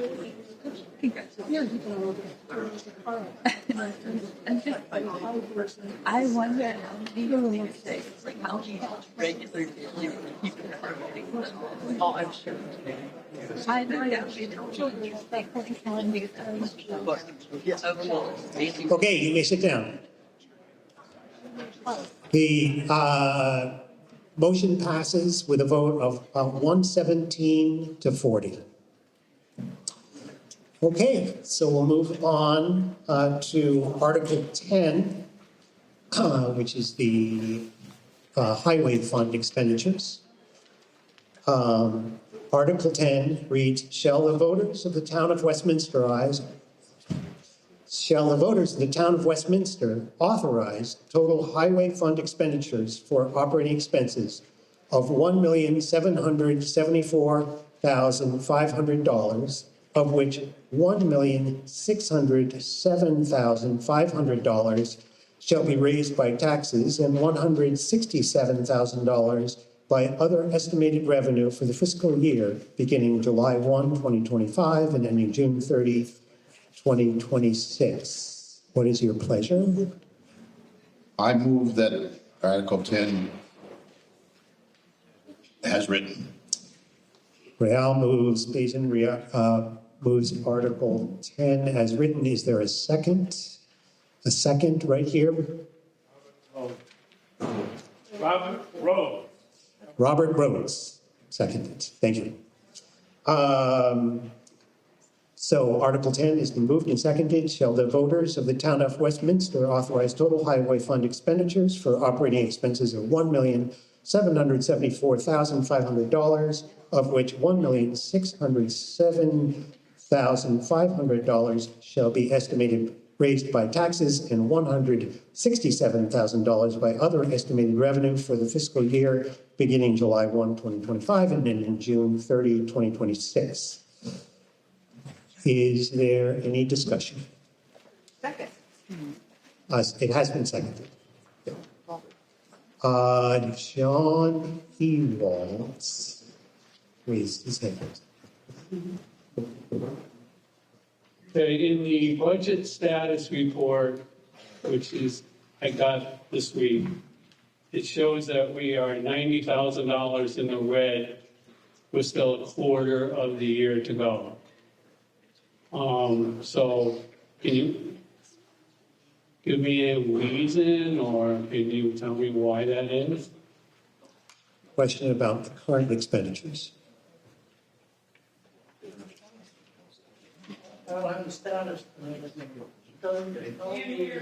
Yeah, hold on, Chip. Microphone is coming.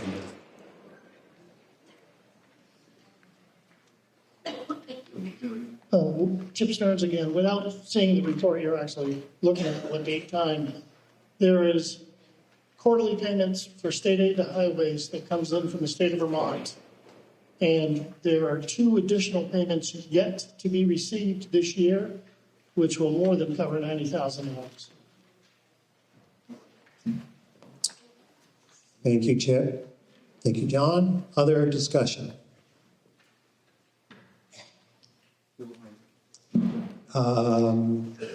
Yes, why don't we go back to the back there, and then we'll go to Marion Major. Jennifer, I think. Jennifer Latham. Sorry, Jennifer Latham. I just wanted to understand what this transfer to retreatment is that went up by 65,000. Question about retreatment transfer. Hey, yeah.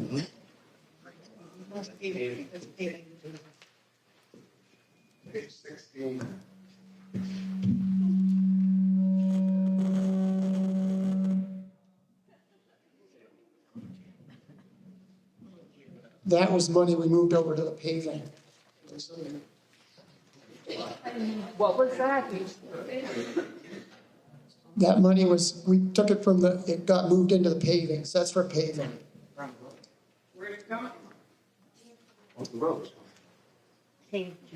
The road budget transfers to the paving. Gotta use the microphone because we can't hear you. What he said was the road money transfers to the highway department, was that glitches? At the bottom of the budget for all of highway are transfers out to capital reserve, to paving and to bridges. They're typically the last 3 or 4 lines in the budget. And those all go into reserve funds, of which we were asked the bridge fund reserve value today. And I have the other 2 funds if someone is interested in knowing they. So if I got that, it's a transfer from a reserve fund to a reserve fund. $65,000 transfer to a reserve fund. An increase of the 65. Okay. Other questions? Let's see, Marion Major over here. Trying to get you to go back and forth more.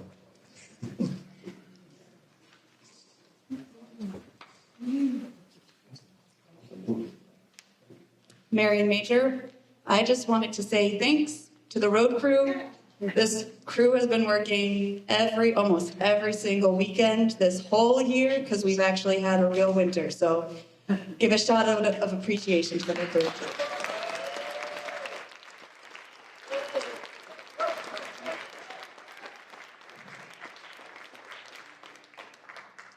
Thanks to the road crew. Yes, any other discussion?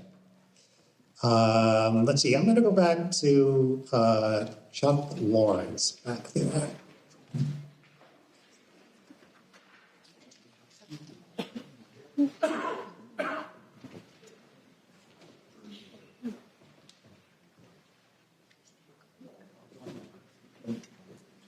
So under passive grant revenue, it says 0.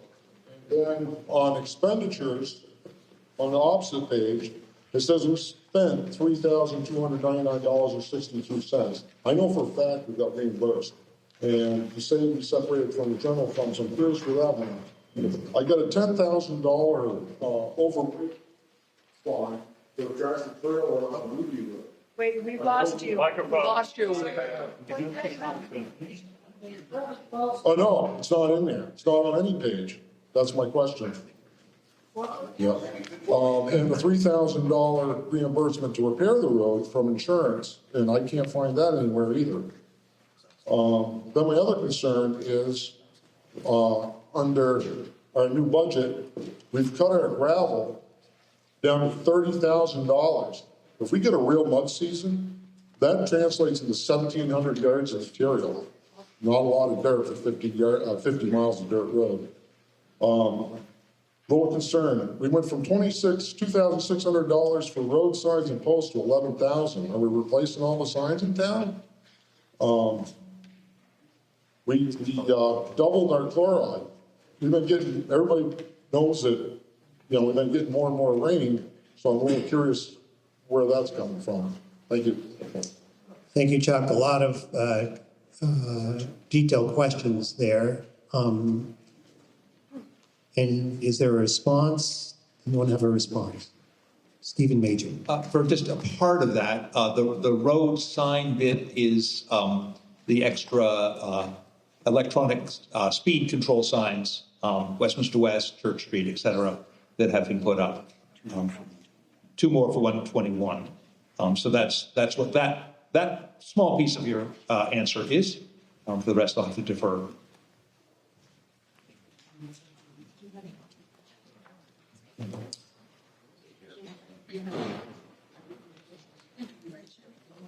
Any further answers for Chuck on that? Okay. I think since the microphone is back up there, or was, we'll go to Molly Bannock.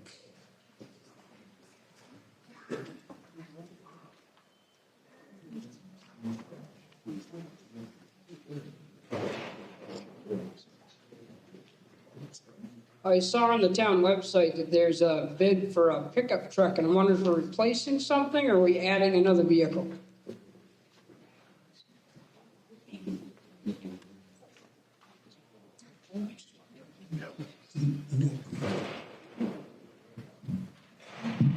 Real Basin. We're not replacing any truck, we're adding a pickup. So we stop using the bigger trucks for all the errands and all the parts repairs, meetings that they go to. Instead of running big heavy trucks to check roads, we're gonna just downsize and go down to a pickup to try to save some of the wear and tear on larger trucks. So I understand that, but I'm wondering if we've ever considered just paying mileage. I bet you it's gonna add up to a lot less than another vehicle to maintain. Thank you, Molly. Okay, next. Yes, why don't we go to Martha right here?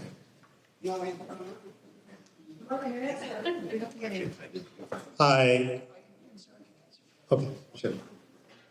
Yeah, to answer what Molly said, we were looking at probably trading in one of our one tons.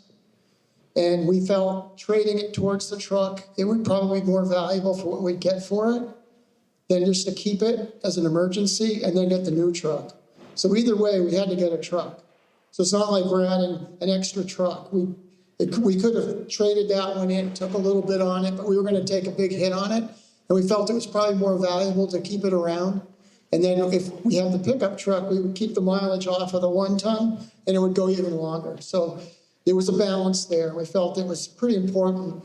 It's kind of a waste of gas and big truck running around to do all the little things. And if you do look at all the other highway departments, most of their road foremen are running like a pickup truck to do all that stuff with. So we're buying that truck for the road foreman? For the highway department. So I'm sorry, I just want to get it clear because I don't completely understand. Ray said we're not replacing the vehicle, but you just said we are? No. Are you trading that vehicle? no, we're not. If we were trading the 1 ton, we'd be replacing it. We're going to keep it because it's not worth trading in it. It's not worth, there's hardly any money going to come back. So you're buying another vehicle? Yes, correct. With no trade? With no trade because the trade was minimal. Okay, let's see. Let's go to Martha Mitchell.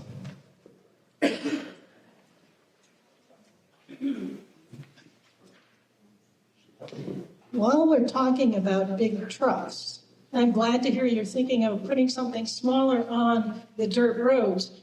It's my understanding that Westminster has about 70 miles of road, 20 of which is paved. The rest is dirt. I have, for the last 45 years, lived at the end of one of those dirt roads.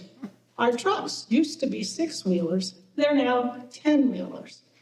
In the last few weeks, I have watched one of the town trucks back over the sign at the end of the road. Hello?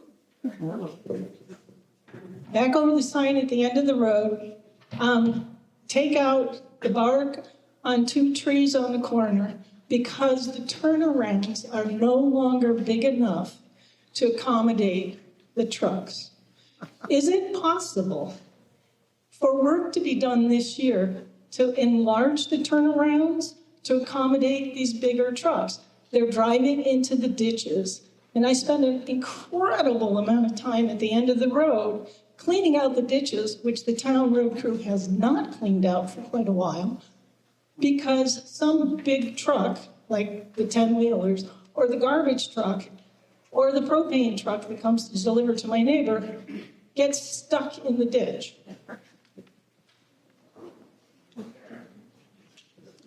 Thank you, Martha.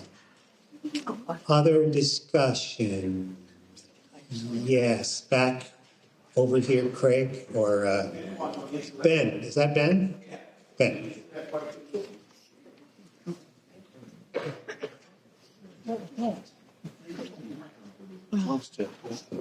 Can you hear me? No. How about that? Is that better? Yeah. So yes, we have widened some turnarounds the last few years, and we will continue to work on that. One of the reasons for the 10-wheelers is that we haul all our sand and gravel in ourselves. We don't outsource that. So that makes it easier to haul the material in rather than with a smaller truck.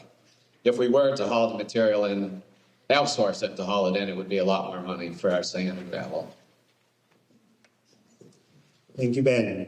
Further questions?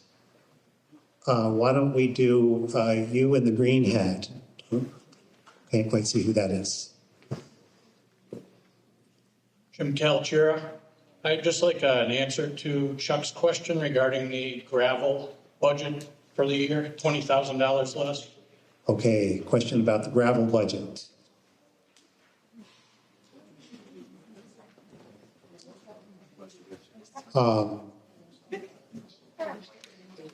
Yeah. Anyone want to answer on the select board?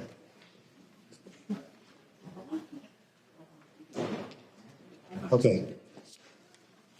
I think we had quite a bit of an overstock, and I think Lou worked with Ben on that. Ben may be able to speak to that better than I can, because I think you guys worked on that number, and I believe you had extra gravel, so, but. So, I'm the new road foreman, if anybody doesn't know, since Chuck left. I took over. I've been in the town for 10 years. I was somewhat involved with the budget. I was just starting, so that's why I'm kind of shying away from answering questions on the budget portion. I was just kind of taking over, and I did meet with Lou on it, but I kind of went with the numbers for this year. So I will push that question along to somebody else.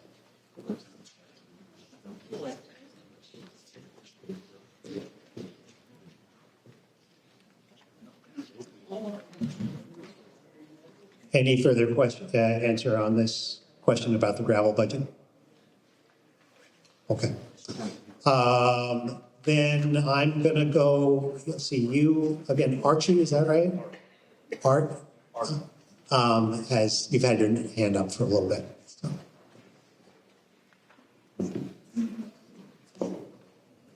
Just like to comment that, Arthur and Frank, that my wife and I attend a number of the select board meetings, and typically we are the only ones there.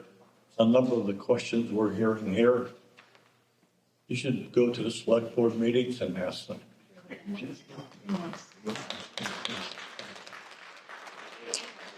Thank you. Any further discussions? Or here, let's see, John Ewald.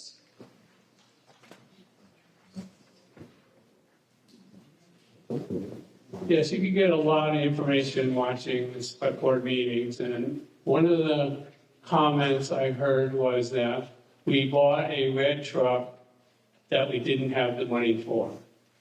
So can you address that? And I guess, what is the red truck? It's red. It's red. Question about a red truck, purchased red truck. Any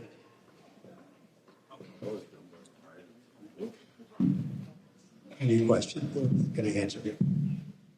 The red truck is a 10-wheeler that I believe was 2 trucks ago that we did, it was committed to purchase, and we had it, but we did not have the money at that time to buy it.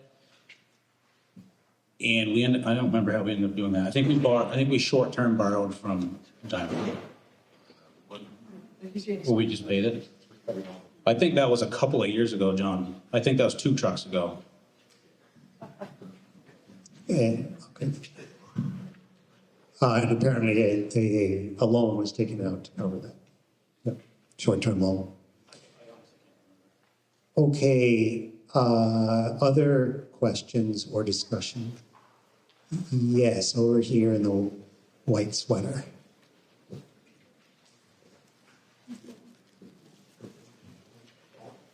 Again, Darlene Kelly, I'm curious what our reserve balances are in highway. I don't see them in the report this year, and I'd be curious what our reserves are for equipment. I think Chip spoke to the bridge, so I'm curious on the equipment fund. Sure, Chip Stearns. 3 reserves. The bridge fund I already gave you, 323, 364.92. The equipment reserve has $250,000 in it today. The retreatment is in the hole $5,847.86. So currently, equipment fund is about 250,000. Retreatment is about negative 5,000. Is that correct? And did I miss any others? Bridge fund 324,000. Okay, any further questions or discussion? It looks like Paul, is that Paul Bennett back there?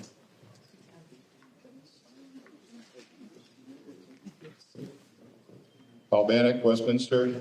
I don't know if this is more of a point of order, but just take it with a grain of salt. A lot of pointed and articulate questions have been asked here today, and they're not being answered. I wish I knew the reason for that. Thank you, Paul. Let's see, Eric Romberg. There she goes.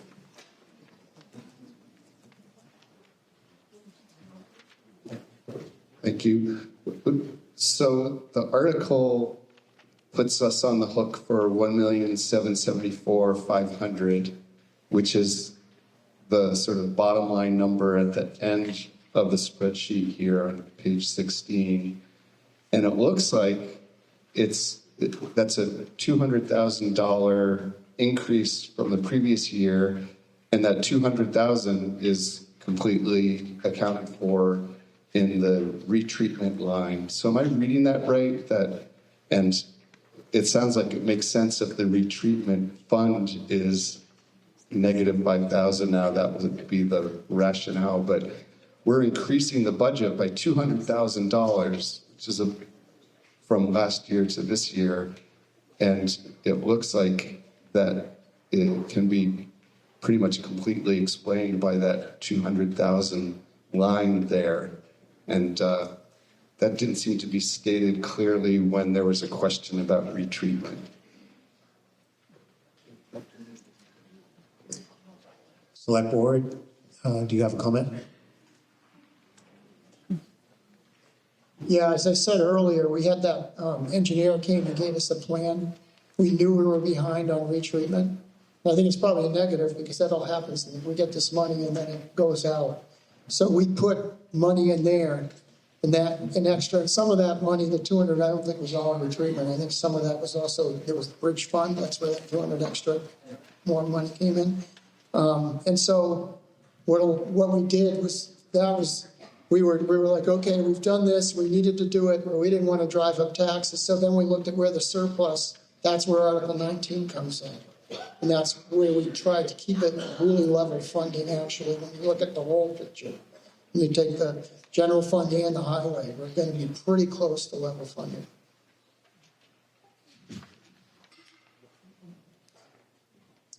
Okay, any further questions or discussion?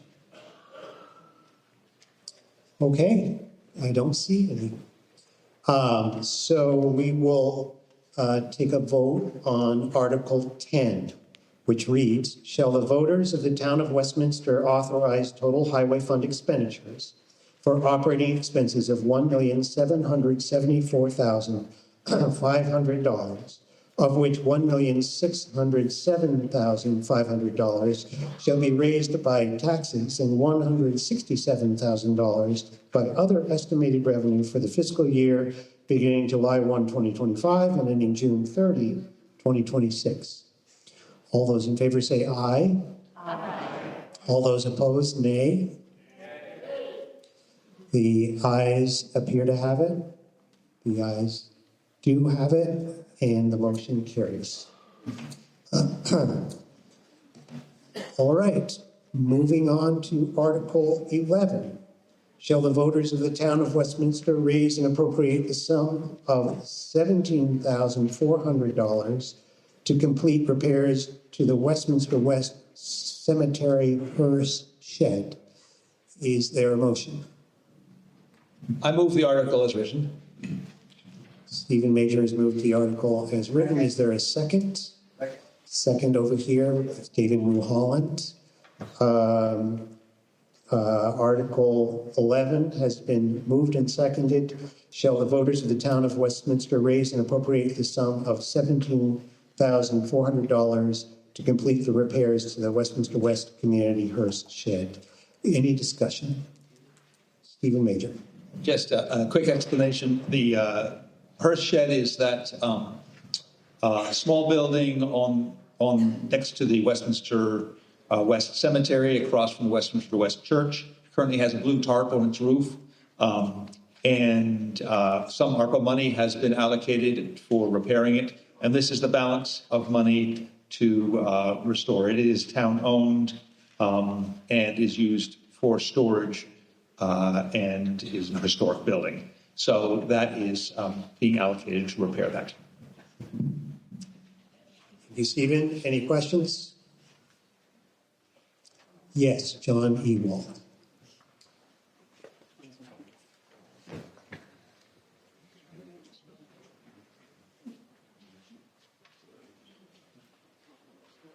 I'm all forward to keep this historical building, but I have a couple of questions. One is there going to be a slab or is it going to be a dirt floor? Slab or dirt floor? We're going to replicate the existing structure, which does have a dirt floor. Dirt. Now you're putting an historical carriage in there on the dirt floor. And I guess one other question is, you've got a big ditch in front of that building. Are you planning on filling that in and putting a culvert so you can get the hearse actually in there? It is the former Hearst house. It is not intended that the hearse be placed in there, but we are looking for guidance from the Historical Commission also about it. There are two hearses that are in the possession of the town. One of them is in beautiful shape, is up in the town hall upstairs. And then there is another one, I believe, in the Hoss's barn, last I knew, which was actually built in Westminster West. And there is not a resolution from the Historical Society about where that would be placed. And there is not the intention right now that this building would be used for that in the future. So we're not actually intentionally designing it to store a carriage, as you said. Well, I support this because I support keeping our historical structures. Thank you. Any other discussion? Yes. Well, Ruth Brandy, and I am the one who is hosting the residents of that second hearse in my garage presently. I do have a cement floor. I also have some wooden 2x8s underneath the wheels. You put a cement floor on and you put a metal wheel wagon on it. And the next thing you know, the metal wheels are gone. So if you're going to put a cement floor on there, if you're going to think about it, you want to think about doing a secondary reinforcement of that hearse. I'd love to get it away from my garage. Thank you, Ruth. Thank you, Ruth. Okay, any further discussion? Yes, Jesse.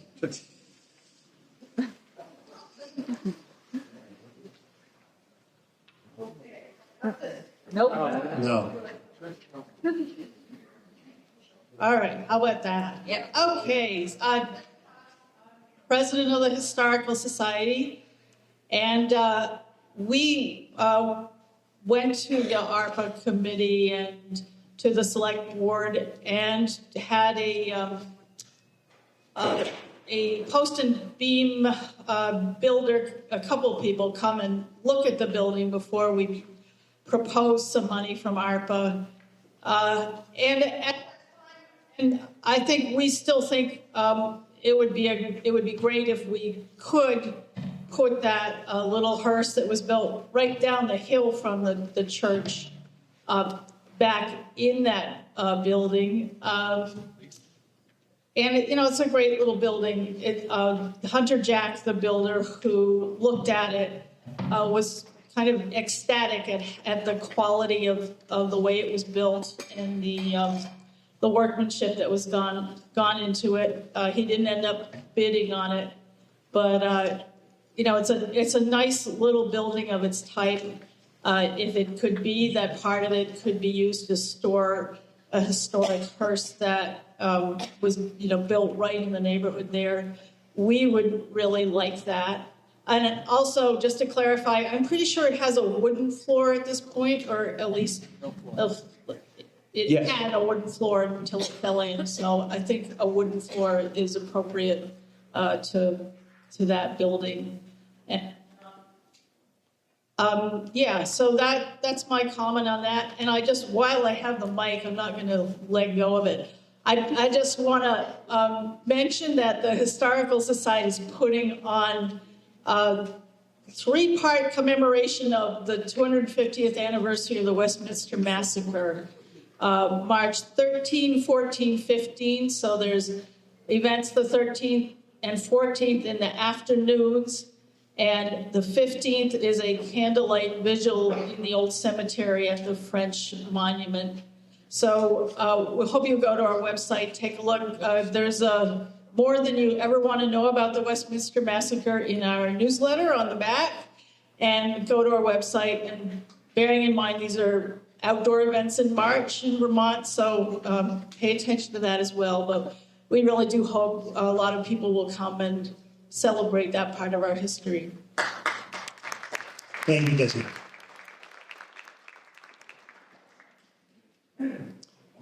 Okay, any further more questions, discussions? Sarah Walden.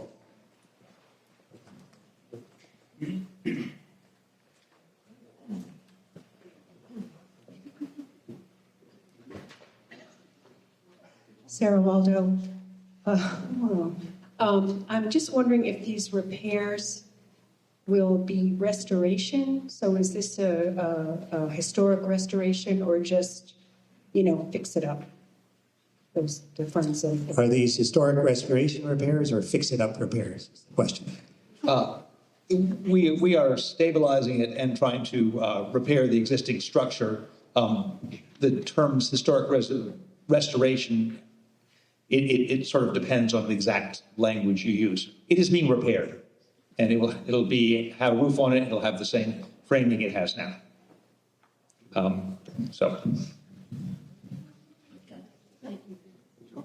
Okay, thank you. Dan has something to add. Yeah, just to be clear on this, we already committed $20,000 of ARPA funds towards this building. So that money, just to solidify it so it wouldn't fall down, I think, at this point. And so if we don't put this other money to it, kind of like throwing that money away. So that's my feeling on that. And so there, I just want to make that clear that that's how this went. So that money went in and we had to put the rest of it on here. Thank you, Dan. Okay, any further discussion or questions? Yes, Adrian Major. I'd like to call the question, please. Adrian would like to call the question.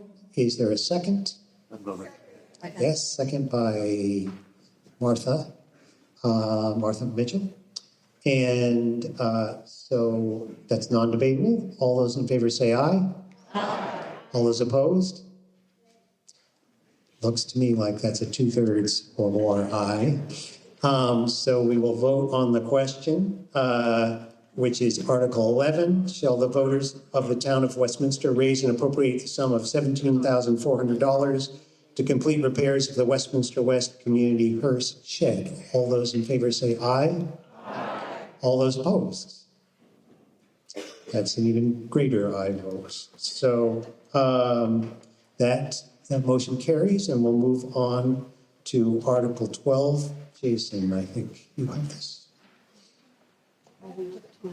It reads, shall the voters of the town of Westminster increase the annual town appropriation from $7,500 to $20,000 to support the cost and operation and maintenance of the Westminster Institute and Butterfield Library? Is there a motion, Jason? I move Article 12 as written. Jason Perry moved Article 12 as written. Shall the voters in the town of Westminster increase the annual town appropriation from $7,500 $500 to $20,000 to support the cost and operation of the maintenance of the Westminster Institute and Butterfield Library. Any discussion? This is a petition. Oh, I need a second. I'm sorry. And Jim, Yeah, I have a few points to make. and would you care to second the motion as well? Would you care to second it? Yo, I'm sorry. Yeah. Jim, that's all seconds. Okay, go ahead.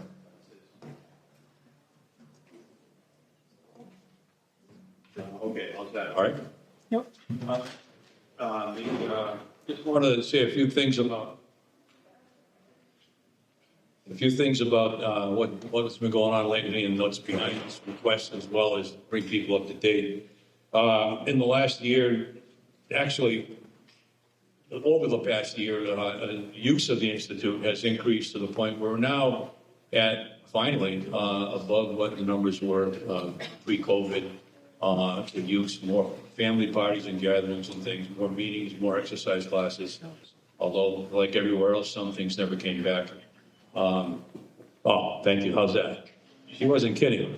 And it looks like from the numbers we've seen in the first quarter this year, it will be actually probably at an all-time high. The major improvements in the past year were finally getting a new elevator approved and installed. That was quite a struggle, but we got there. And also some much needed roof repairs. Speaking of old buildings, the Institute was opened and dedicated in July of 1924. And we've had some good maintenance over the years, but in the last few, we had trouble finding people to work on the roof, and that has been brought up to date. Other things in recent time, not all the last year, we removed an underground storage tank, which was a liability waiting to happen at any point in time. And it was certified to have not leaked when it came out. We were happy for that. And that's been replaced with double line tanks that are now in the basement. We paved the front parking area and the walkway, which was sorely needed. The rear parking lot was caving in here and there, and that was rebuilt pretty solidly, not paved, but redone. And refinishing the gym floor and stage, all three projects. Speaking to the issues about the library itself, well, I want to say that none of those would have been possible without support from the town, from the Dascom Trust, and generous donations from a lot of folks in town, many of whom are here today. So thank you all again for that. Regarding the library itself, Linda Fawcett and Ann Ashcroft retired last year after a long service to the Institute and the town. And we thank them for that. And we welcome new library director, Allison Bates, who came on late last year. The library collection has been updated. A lot of it's been relocated. Things have been changed a little bit in the main library room. If you haven't been in the library in a long time, take a look. It's a little different. Some changes are still going on, updating things, but there's been a lot of change in the circulation and numbers that are available, changes in hours. A lot of people couldn't get there in the mornings or wanted evening time, so the new hours, and there's a flyer in the back stating what they are, if you haven't seen that anywhere. We changed them after the town report went to print, so ignore those hours. The new ones are on the Facebook page and on the web page and flyer in the back. But it's now open Mondays, 10 a.m. to 3, so that people can get in the morning. Tuesdays, 3 p.m. to 8 in the evening, so it helps some people. Thursdays are still 1 to 6, and Saturday mornings are still open. So we keep that going. There's been more, materials have been changed a little bit, and programming has increased with the children's reading hour and things. But all of that said, talking about old buildings, the Institute's 100 years old, maintenance is increasing, maintenance demands are increasing, costs of that maintenance are increasing, as everyone knows, utilities, et cetera. So we really need to come and ask for a little more help. This $20,000, it's an increase from $7,500, so it's really $12,500 increase that we're seeking, and we think that will that'll help us carry forward. We want the Institute and the investment fund that we still have from the old days and still use a little bit. We don't want to draw that down so much. We sort of feel that we have an obligation for someone standing here or wherever town meeting is held on the 200th anniversary. We'll still have those funds to draw on, but we need some help to maintain that. And that's any other questions? There are a few other members, at least a couple other members of the board here. I'm the treasurer, by the way. So any questions people have, we'd do our best to answer them. Thank you. Thank you. Any further discussion? Seeing none, we will vote on the motion, which is shall, Article 12, shall the voters in the town of Westminster increase the annual town appropriation from $7,500 to $20,000 to support the cost of operation and maintenance of the Westminster Institute and Butterfield Library. All those in favor say aye. Aye. All those opposed? The motion carries. Thank you. Article 13. Yes. Should we break for lunch? Yeah. Should we break for lunch? Yeah. Are we hungry enough now?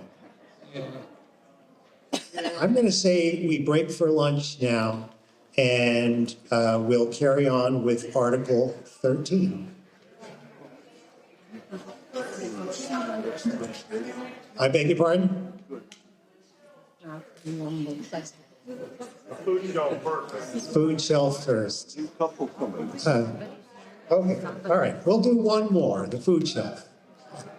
Article 13 reads, shall the voters of the town of Westminster vote to raise, appropriate, and expend the sum of $3,083 to help support the food budget of the Putney Food Shelf, which provides services to residents of the town of Westminster. This is just so we get even more hungry, talking about food. Katrina. I move the article as written. Katrina moves the article as written. Article 13, shall the voters of the town of Westminster vote to raise and appropriate and expend the sum of $3,083 to help support the food budget of West Putney Food Shelf, which provides services to the residents of the town of Westminster. Is there a second? Something over here, Ron. Any discussion? Yes, over here. Looks like Gordon Hayward.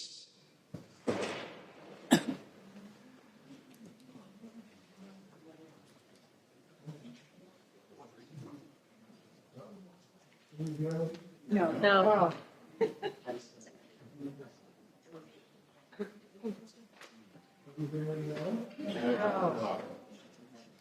Test? There. Yeah. Okay, can you hear me now? Yes.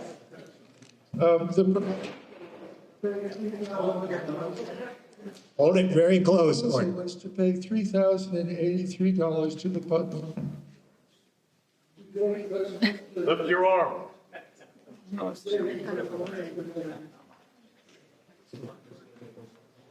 Okay. To date, Westminster has donated $2,398 on August 22nd of 2024 to the Putney Food Shelf. In 2025, the Putney Food Shelf budget will be $90,700. In 2024, 10% of the people using the Putney Food Shelf were from Westminster. In 2024, Westminster residents shopped there in the form of 788 household separate visits, totaling 2,348 people, 10% of whom were children. 10% of the total food shelf budget is roughly $9,000. Yet we are, as Westminster residents, representing 10% of the people using this organization. 10% of the total Putney Food Shelf budget then is roughly $9,000. That is roughly $6,000 less than the proposed figure of $3,083. So I am proposing that we not only vote for this proposal, but increase it to $5,000. And Gordon, I'm picking up that you may want to make an amendment to this motion. Am I correct? Yes. And your amendment is? To increase the funding or support from 3,083 to 5,000. Amendment to increase the Putney Food Shelf donation or support to $5,000 from $3,083. Are you wanting, I've got a question over here, are you wanting to add $5,000 to this figure or substitute? Substitute the initial figure with the new figure of 5,000. Okay.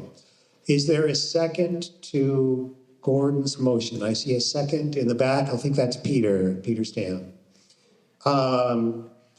Okay, so this amendment is to increase the amount in this motion from $3,083 to $5,000. Is there any discussion on the amendment? I'm seeing Paul Bannock back there. I'd like to challenge a second. Gentleman behind the wall. Okay, good point. Peter, would you mind stepping in front of the wall to be second, to be a second? Okay. All right. Thank you, Paul. Any other discussion? Okay, we will, oh, I'm sorry, one over here, the woman in the red or shirt. Thank you. I'm a resident of Putney, Vermont, so I need permission to speak. Okay, without any objections or any objection, resident of Putney, please speak and state your name. Hi, I'm Nancy Olson. I've been a volunteer at the Putney Food Shelf since 2014, and I've seen the increase on a busy day.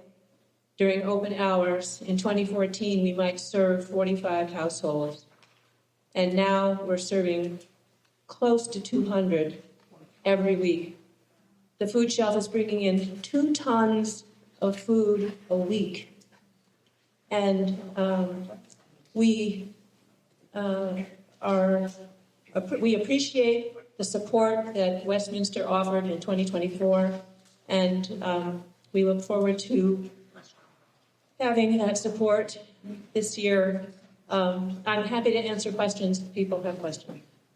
Thank you. Any further discussion? Okay, I don't see any, so we have an amendment on the table. The amendment is to raise the amount in this motion to from $3,083 to $5,000. So all those in favor of the amendment say aye. Aye. All those opposed say nay. The ayes carry it. Okay.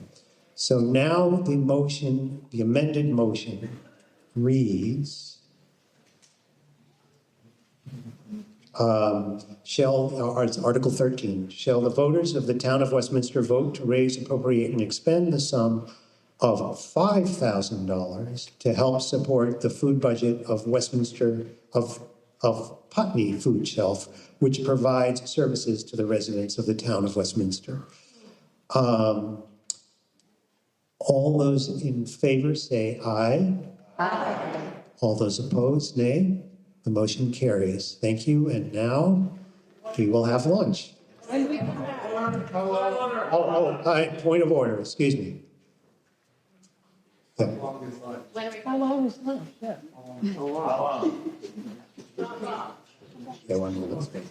John Crockett.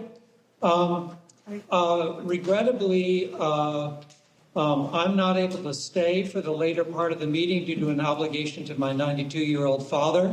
And I'm wondering, I feel very, very strongly about the listers, Article 16, and was hoping that we would get to that, knowing that we aren't and that people need to be fed in order to be not dealing with low blood sugar on on an important subject. I'm wondering if there is a procedure for proxy voting or a way that I can submit a vote in absentia for that article. Thank you, John. I am not aware of any way in which that can happen in a vote, in a forum such as this. It's unlike the Australian ballot where often that is accommodations are made to do that. But let me ask Ian Proctor, our parliamentarian. Ian, do you see any way that can happen? He's shaking his head no. Sort of moving the article up, dealing with it now. The only option would be to move the article up and deal with it now, which honestly I'm not encouraging. I'm not encouraging because I think people need to eat to be able to speak cogently and think about. I beg your pardon? Quick lunch break. We are going to take. Yes, go ahead. Pregnant.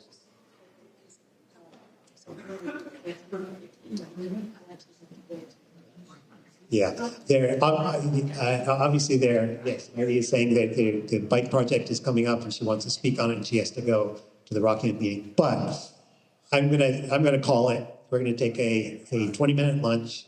We'll be back, and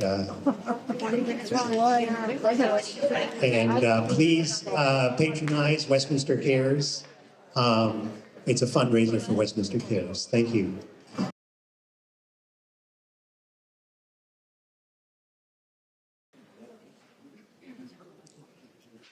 I see no hands. So all those in favor say aye. Aye. All those opposed, nay. It carries, and we have voted for Article 14.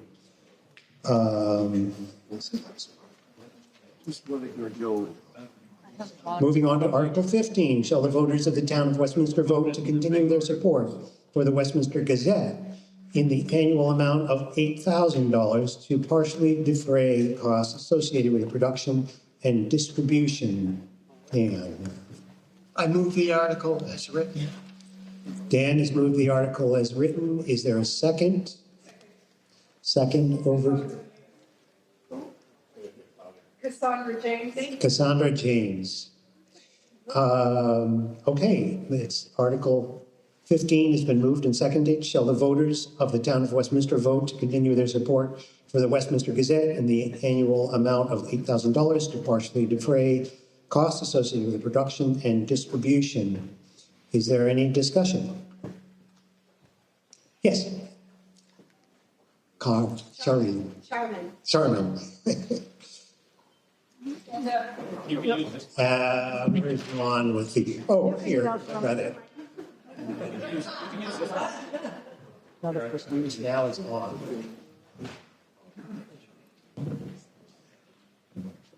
Hello, can you hear me? Yes. I just want to say my name's Charmin Handy. I'm the board chair for the Westminster Gazette.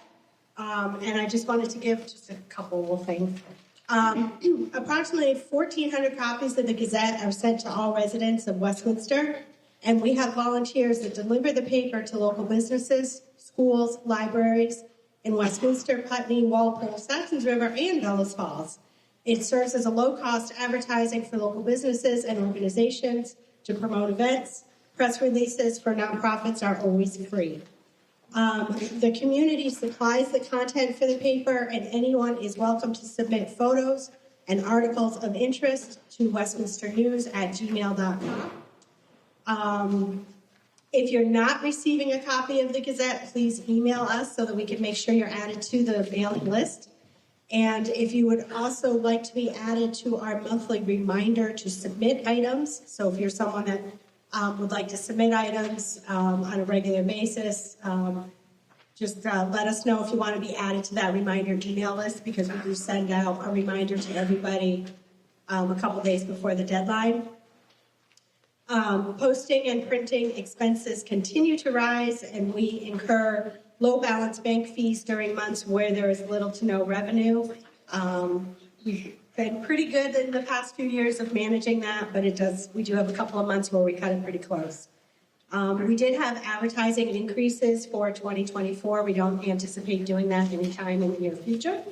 And the last time that we did ask for an increase from the town was in 2020 fiscal year prior to COVID.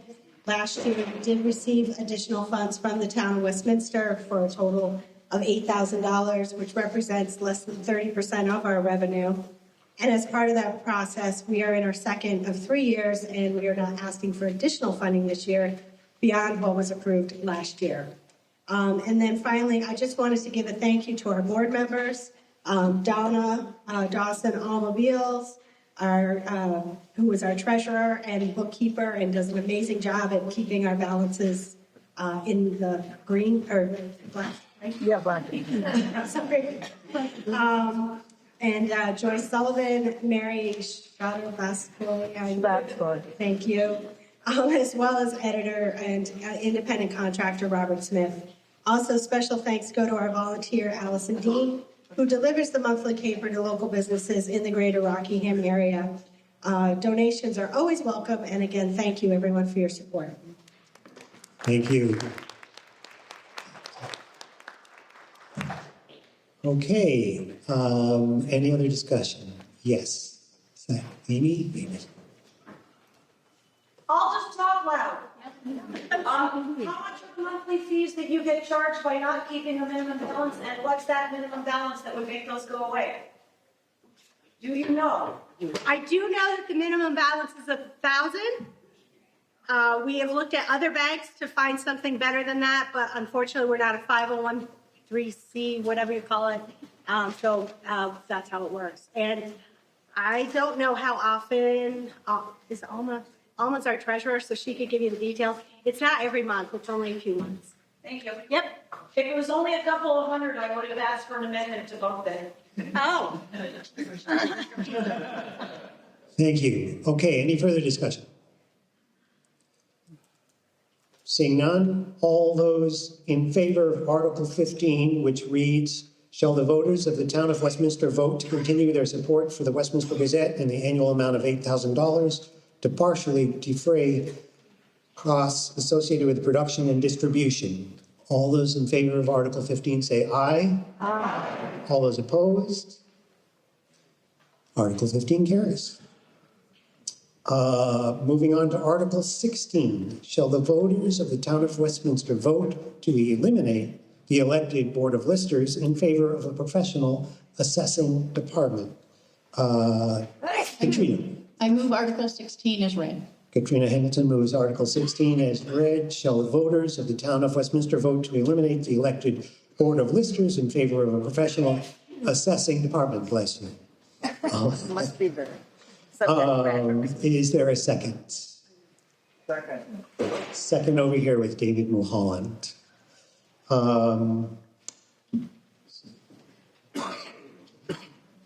Okay, we'll open it up for discussion.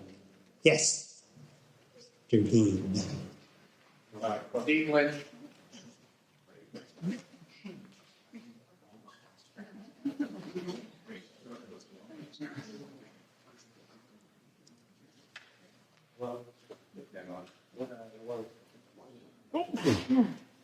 Hello? Hear me? No. Hello? Technically, Okay, so it may be that he needs these 4 new batteries over here. That's what I'm told. Lights on? We could try it. Come off the table and this is one of you. Yeah, in the meantime, Dean, do you want to? I can talk. Basically, my secret, I looked at this thing, I read the first article by the town manager on one file. Yeah. Man, he's talking. And I'll get next to Dave. Hello? Okay. I'm Dean Lynch. As I said, I read the article by the town manager, I read the article by John, and First thing I said, after I read the article from the town manager, I actually went down, and Lou was nice enough to speak with me for a while. And he tried to explain it to me of what was going on. And unfortunately, besides forgetting my gloves there, I came out of the meeting feeling, I don't get it. But that's one thing. Reading John's thing this morning, I think I get it. It basically boils down to, in my mind, if it ain't broke, don't fix it. And we seem to be in a situation where everybody thinks professionalism. Well, I think professionalism is what's ruining this country, but besides the point. The situation is, it works well. The other point that I think is very interesting is when you say a department, you're implying more people and you're something that grows. And I think that the discussion that we had earlier today, I think it was on Article 7, about how we have these line items for budgets and wages and this and the other thing. And I think that anyone to say, when you look at this fact sheet up there about the advantage of it being less money, is misplaced. It's not going to be less money, let's face it. The listers now hire professionals and get the same expertise a lot cheaper with what goes on. And the thing is, we're taking away from ourselves the self-determination, which is what this country was supposed to be about, used to be about. And I think that coming up to the 250th anniversary of the massacre, we should go back to that time and say to ourselves, if we appoint somebody, that's one thing. If we elect somebody, somebody else. And I think we got the old thing to say is that, no taxation without representation. Thank you.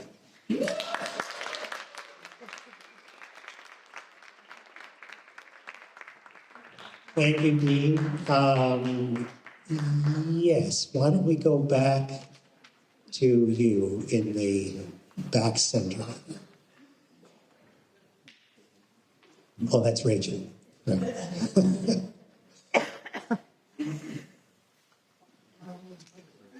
Right, microphone is still in being worked on. Yeah.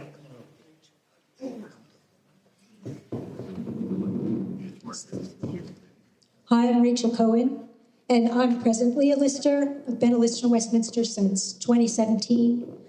And just a quick note, you'll see on the ballot list that my position is vacant, and that's because I had to go out of town for a family emergency during the period of time when we needed to collect signatures on our petition, and I was short a few signatures. So you can please write me in if you would like me to continue as lister.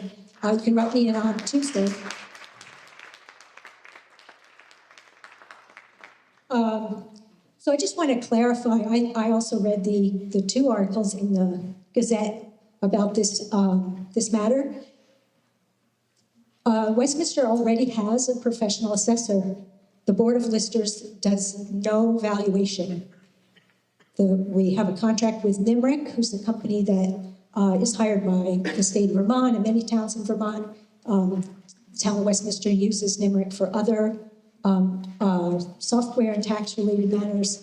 And so we have a person who's on contract, and you'll see a line item on page 12. It's the top line under listing, the very top of that page, the assessment firm. And you can see that we budgeted $15,000 for each year, and last year the actual was $8,568.75. So Tyler Shaw, the assessor, he bills for the hours that he actually works. So what he does, what the professional assessor does, he does all of the permit work. If you submit a permit to construct something or destruct something on your house, he's the one who comes in and checks that permit and revalues your house. If you have some issue with the assessment and you grieve, Tyler's the one who can confirm whether the record that the listers keep in the grad list is accurate. The listers in Westminster are not trained to do assessing, so we don't do any valuation. There's a subdivision, a permit, or a property transfer that involves a subdivision or an abutting property that would change the value of that parcel. Tyler, the professional assessor, comes in to do that work for us. We're what we call a maintenance town with NIMRIC, so he helps us with other matters such as I said, grievances, annual things like the closing of the grant list that only occur once a year. He helps with those things, or if you have questions about current use, which is quite arcane, that person is available to us. So we already, in a sense, have a professional assessing department with the Board of Listers doing what I would basically call record keeping. We maintain the grand list in accordance with Vermont statute and the expectations of the town. We have a lot of different small details to take care of that involve making sure numbers are accurately recorded and things. We're available for questions that the people of the town, or if there's someone has a mortgage broker or an insurance agent or a realtor has questions, it's the listers who answer that. And those office hours are right now fairly minimal, but we're always available to come in or give you a call at another time if you need that. I believe, as I understand the idea of this professional listing department, all of those record keeping and administrative tasks would still be done by someone who is not the professional assessor, because whoever that person might be would be getting a much higher rate of pay than the listers are get, and would not want to sit around in the office waiting for the phone to ring. So that the difference, as I can imagine it, between what's being proposed in removing the Board of Listers and the situation that we have now, I can't really see much difference in the actual activities of the Lister's office. Also, I will point out next year, 2026, Westminster's up for our townwide reappraisal, and both the people who know things at NIMRIC about doing a townwide reappraisal and our district advisor in the state Department of Taxes are not in favor of this change, especially at this time when that townwide reappraisal is going to have need a lot of support from the Board of Listers. I will mention one concern that I had when I first became a lister. Now, I was appointed for the first year. I was taking over someone else's term, and so I was actually hired by the select board. They asked me questions, they had my resume. There was some notion that I was qualified in some way to do this.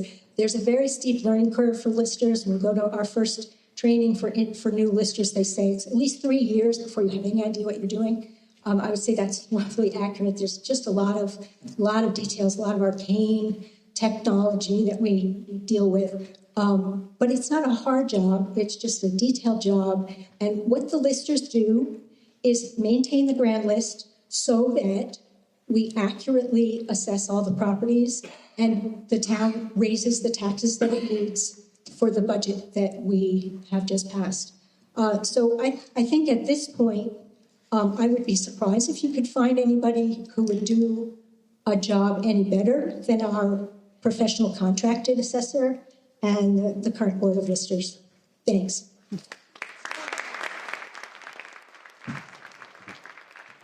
Thank you, Rachel. How's that microphone coming? Is it all set, Ron? Doesn't seem to be. Oh, no, there it is. There I it didn't is. do anything, so. Terrific. Okay. Couldn't figure out the matter with, so there, it's ready to go. Okay. All right. Yes. Why don't we go to Marty? Hello? Okay. I'm Margie Ferry. I just was wondering what were the origins of that agenda item? Not agenda. Article. Article. Why? And maybe asking for someone who's a proponent of that article. Why is it there? Yeah. Okay.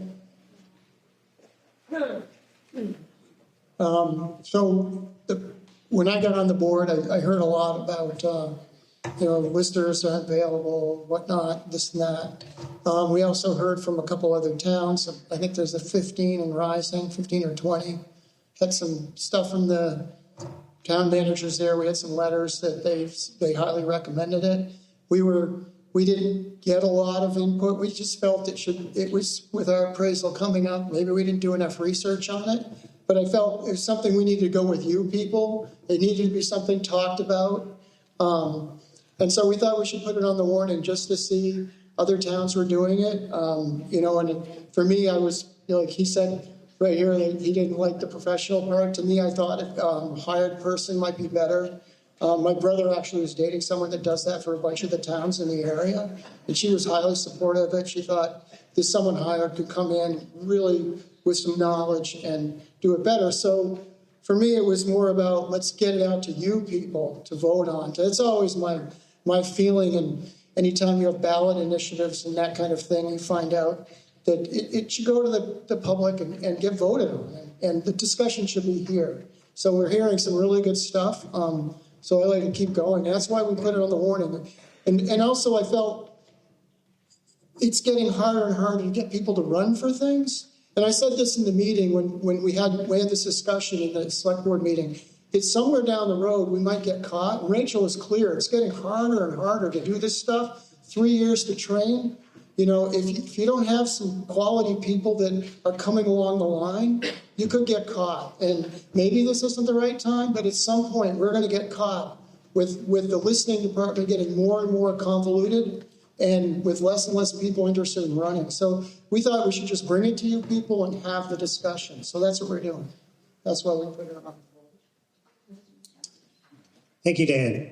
Any further discussion? Yes, over here. Why don't we go first to Jim and then outwards and back? Thanks. This is a complicated issue. I tend to lean towards the comments that have been made, but I think Dan brought up some good points, and it's important what other towns are doing, for example. It means a lot. But I think it's a good policy to have, making a change like this, you have your public involvement and discussion over here, then you come to a meeting for a decision. Then how the people vote at that time is in some ways a test of how good that public participation was. But asking us to vote to make the change within a few minutes of not really discussing it a little bit, I think is just a bad move. And if this is a great idea, it should be discussed apart from the decision and then come and do that. Saying that, going along with something Dan didn't say exactly but was leaning towards, is I also know what it's like to schedule a big public meeting to discuss an important event, and two guys show up and they're delivering the coffee.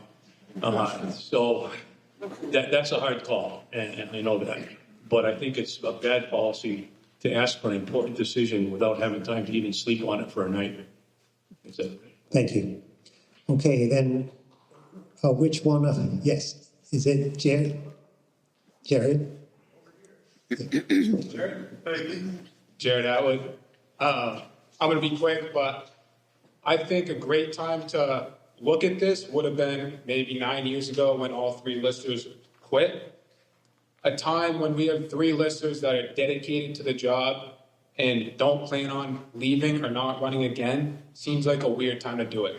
And if the issue truly is that we're getting complaints that they can't be in office enough, how come instead of telling the listers department what they need to do better, we do this and don't tell them how to improve? If we get a professional assessor in and they're not doing the right job, are you going to do the same thing? Because that's my question. Thank you. Okay, we're going to move over here now. Let's see, Jim, or David, David Long.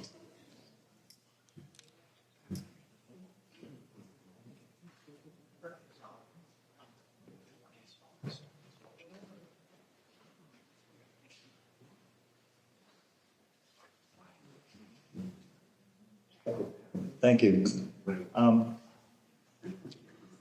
I have the privilege, along with Jackie and Bruce, to be the first group of listers, three listers, and I think it was 2013, to step into the position to kind of step off the plank and and see where we land and if we could swim.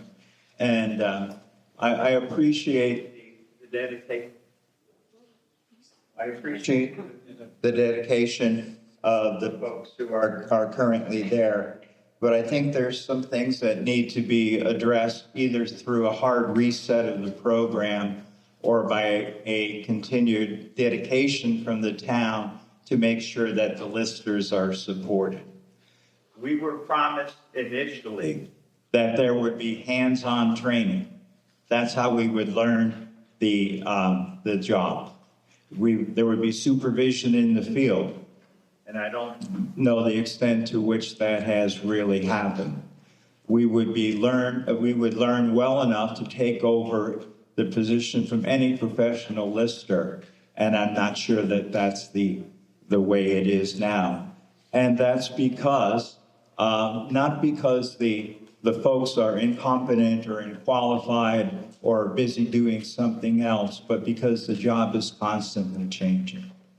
You don't know what's going to come through the door, what the needs of the citizens are at the moment while you're planning on doing the training exercise that you wish to do and to be able to learn. The results of this failed experiment from the past have been that we have not had a reevaluation, a reassessment in what has it been, 10, 15, 20 years? And that's something that needs to be corrected. And I'm not blaming the listers. If you want to blame the listers, blame me. I was one of them. The job, the way it is currently set up, is not achievable.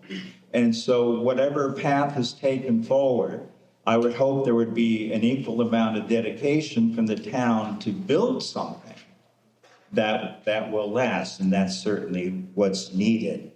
The current experiment has failed the listers. It's failed the board with being able to serve the board with information in a timely way. It's failed the public for all of the reasons mentioned. And the fact that there's no assessment done, we're all going to get a sticker shock when this assessment is done and find out what's happened. But we're also dealing with undervalued property if we want to refinance, remortgage, sell our property, buy something else. The values are not helpful, so we're going to have to bite the bullet. And as part of that reset, I believe that we should also invest, if we're going to keep the board of listers, invest in their training, not so that they can be professionals, but because they are, and to help them serve us better, if that's the direction that we choose to do. So again, I'm in favor of some sort of action, and I'm hearing that that's necessary. And my history with having served as lister says yes, we need to do something, and maybe we don't have it in one sentence before us on a paper today. But if we have the enthusiasm now to say, let's do something, good God, show up next month, the month after, and build the model that will support all of us. There's a great, and I'll say one last thing and then shut up. There's a wonderful saying from the Hopi people here. This as a context is a beautiful opportunity to practice democracy. And what I'm hearing and seeing and loving in all of you here is that you're willing to take responsibility for seeing this be the best town ever. Here's the Hopi saying, we are the ones we've been waiting for. We are the ones we've been waiting for. And I hope that that sort of enthusiasm will spill over to support whatever format that this takes, especially if we're going to keep listers. Don't just send them out. I'm a product of the failed experiment here. And we need to stop doing this, expecting different results. Either support them 100% or do something else. Thank you. Thank you, David. Why don't we go to Karen right here?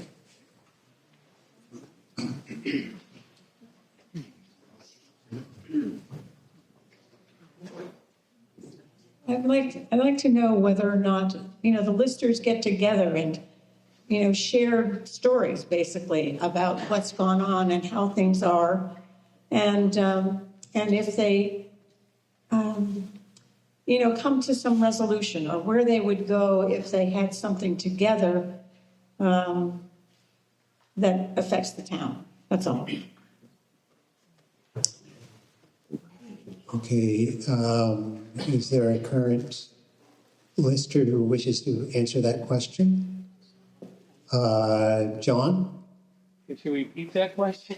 I think it's sort of what the listers might recommend to move forward to make the system look better. Team and whether you met together as a team of listers. And if so, how do you, how does that work? And if you collectively have something, Wait for a microphone. where do you go with it?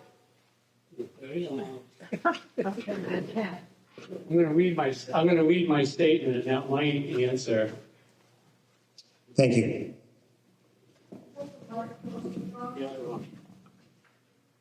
Okay. The listers are elected by the voters and operate independent of the select board. The listers are experienced board that work well together. We operate an efficient office. The listers office provides the town with local knowledge with professional consultation. We began to do a statewide mandated reappraisal beginning next spring that required a request for proposal to contractors. We selected what was best, we thought, for the town, getting a contract signed. This reappraisal will cost the town nothing because we have plenty of money to cover the cost in the reserve fund. We maintain office hours which are in line with our neighboring towns, and we can always be reached by a telephone call and promptly return. Our assessor says it is helpful to have you guys in the office, and I will never be able to answer various inquiries from residents the amount of attention that you do. Having you in the office is very valuable. Once we have the reappraisal, we will need the listers more than ever. The system the town has now is the best model for towns to follow. We want a very efficient office, work hard, minimize your tax dollars. We all have taken training courses to understand ongoing changes. And then, well, I guess my final thing, I have no financial interest in this position as a lister since I don't take a salary. So I'm hoping that you'll vote no on this article. Thank you. Thank you.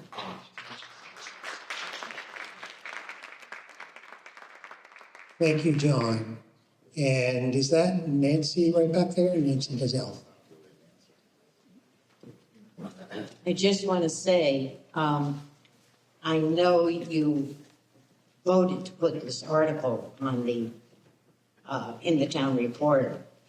You can't just eliminate an elected position. You had to put the article in the report, and you were intending to change the listers. That's all. Thank you. Okay, thank you, Nancy. Jackie.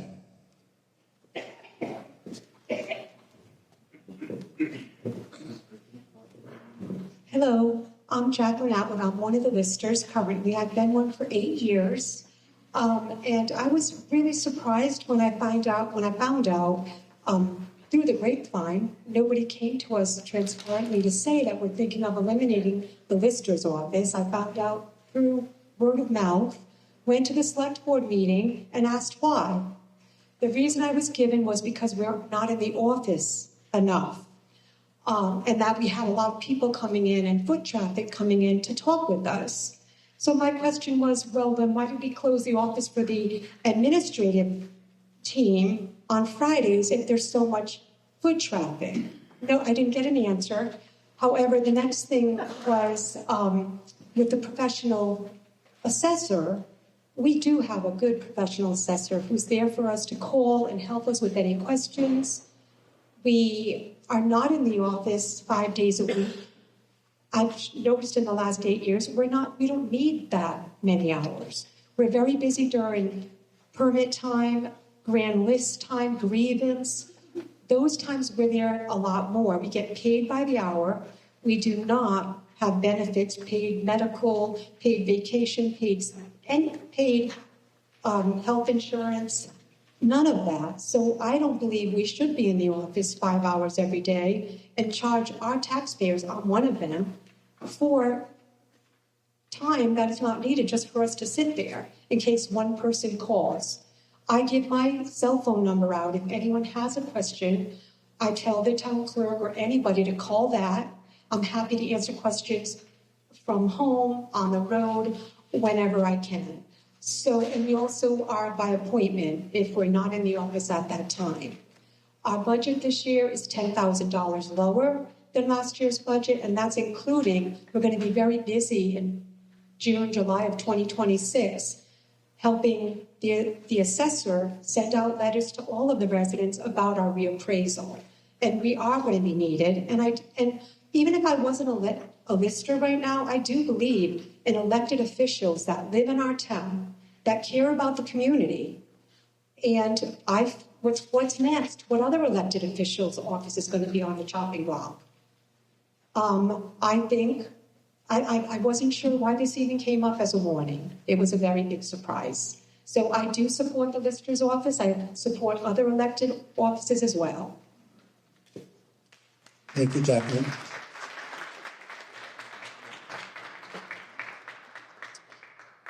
In the far back there, maybe that's Kathy Kingston. Hi, Kathy Kingston. I'm just wondering these numbers, last year, $21,000 for lister's clerk, and this year it's $3,750. Why that difference? And I'm wondering, I mean, you sort of just answered that, but are the listers paid for the work they do? And it sounds like they're paid an hourly rate. Is that correct?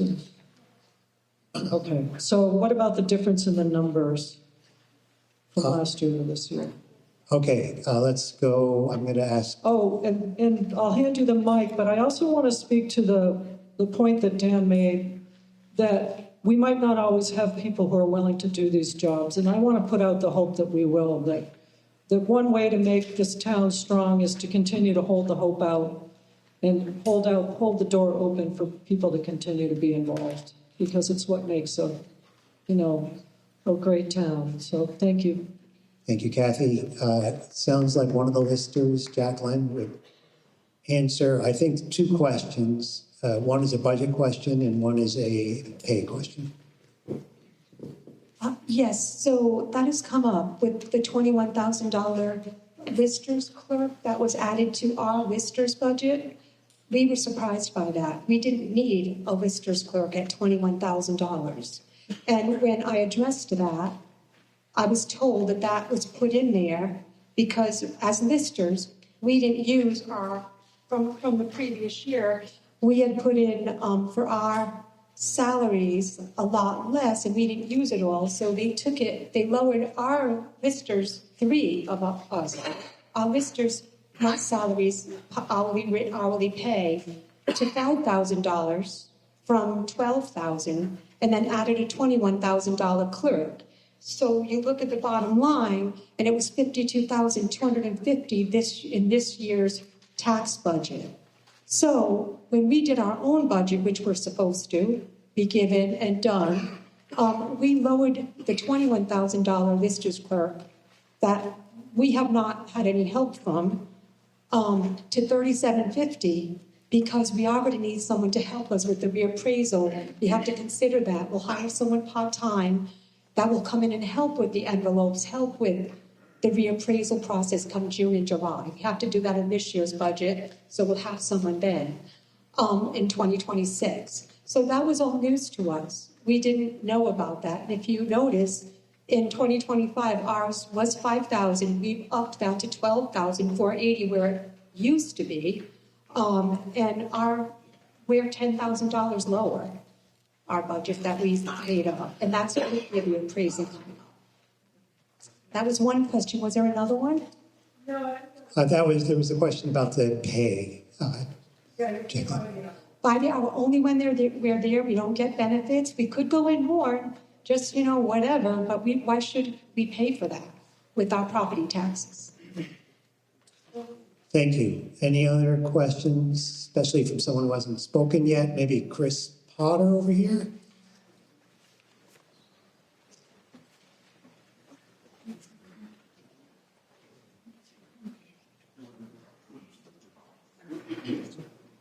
Hi, my name is Chris Potter. I actually happened to be by accident at the meeting that this was discussed. And short of Dan Crocker's brother's girlfriend, little comment that we had, I don't see anything here different that explains any of the stuff that was bounced around the meeting. I look at the numbers under listing, and I don't understand exactly why you would put in 2025, you'd put $5,000 down as the budget, and then like the expected would be $12,480. And then under the lister's clerk, is that a totally separate item? And I'll keep this short. One last thing. I'm always for somebody being voted into office, elected to the position, not, somebody brings in, right now I'm seeing the select board, and I'm trying to be nice about this and calm, but the select board could be the next thing that goes. You guys are all elected. Why don't we go to VLCT and get professional select board members that know all the rules and and we lose, we're going to lose our hometown. So, vote no. Thank you, Chris. Okay, we're going to go to Rob, right here, Rob Victor. I'd like to call a question. Okay, Rob is. I'd like to calling a question. Is there a second? Second over here with Matt Conklin. This is non-debatable. It's again a 2/3 vote to call the question. So all those in favor of calling the question say aye. All those opposed? I'm going to say the ayes have it, and we will move on to the main question. So the main question, again, is Article 16. Shall the voters of the town of Westminster vote to eliminate the elected Board of Listers in favor of a professional assessing department? Point of order. Yes. Could I request a paper ballot? A paper ballot has been requested. If there are 6 other people who would like to have a paper ballot, then we'll go to a paper ballot. If you want a paper ballot, please raise your hand. I've got 1, 2, 3, 4, 5, 6, 7. So we'll go to a paper ballot. Board of Civil Authority. If you have a green, I think this is how this goes. If you have a green piece of paper, I think all you need to do, and correct me if I'm wrong, Board of Civil Authority, is write Article 16, yay or nay, or yes or no, and the Board of Civil Authority will collect them and count them. Am I right about that? Yes,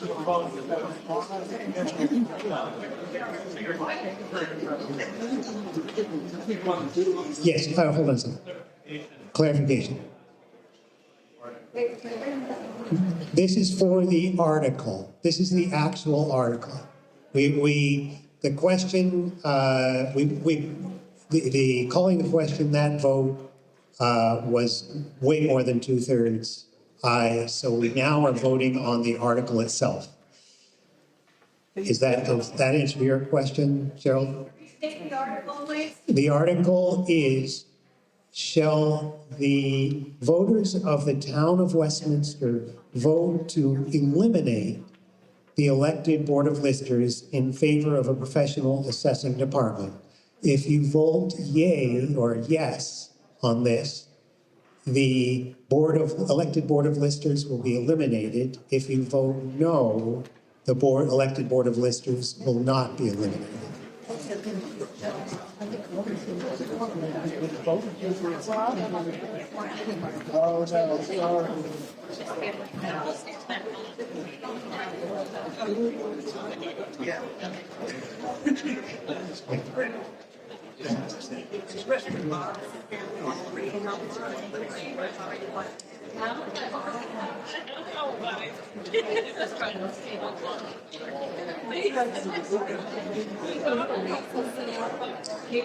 Okay, let me clarify that, yeah, that you're going to line up with your piece of green paper, just write Article 16, check it, and you'll actually vote down here at the town clerk's table.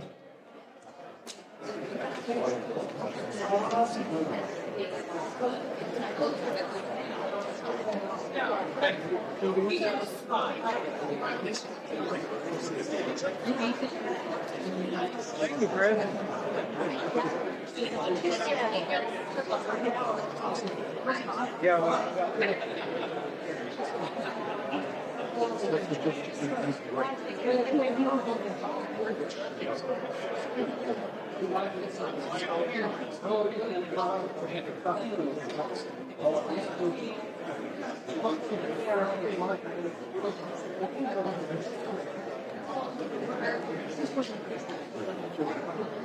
Boy. Well, it's being a lively one, isn't it, Ruth?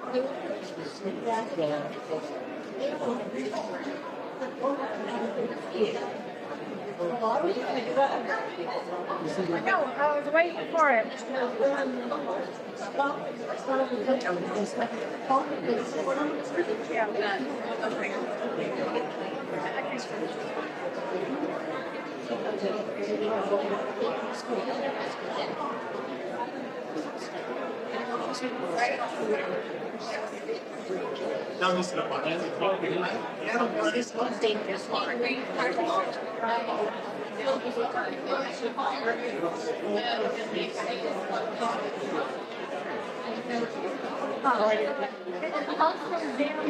Right, where there's no freedom.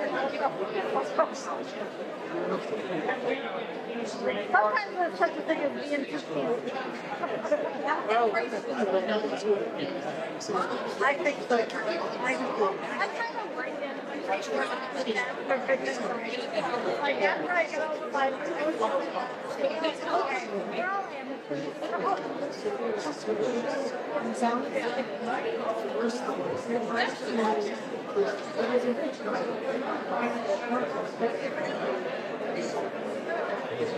yeah, it's hard.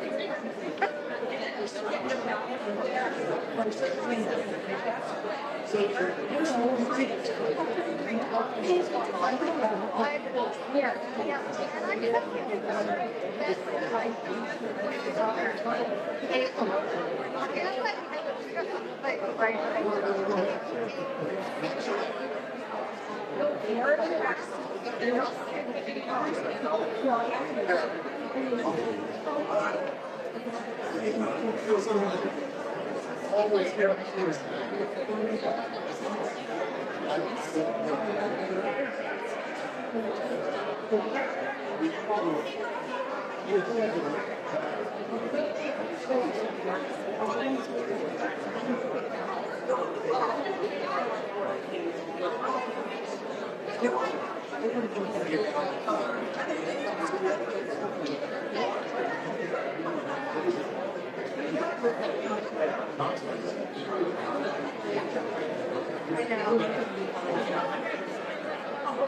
Get it perfectly on the record.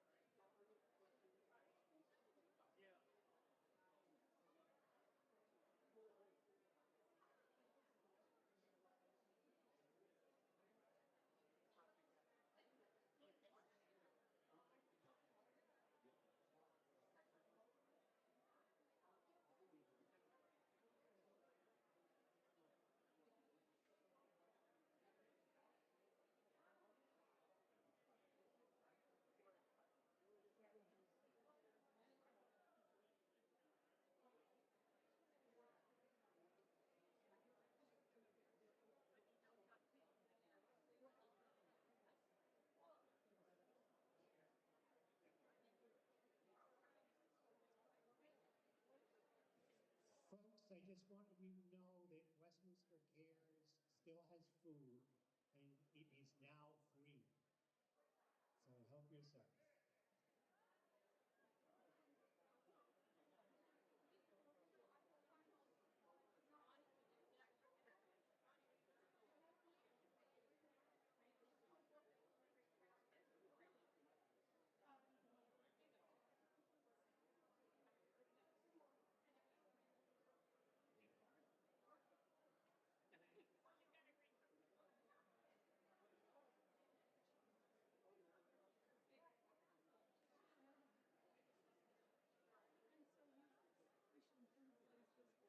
I'm the smallest in my family. I always think I'm the animal. I got very good as a kid. I was a sweet bird. Yeah.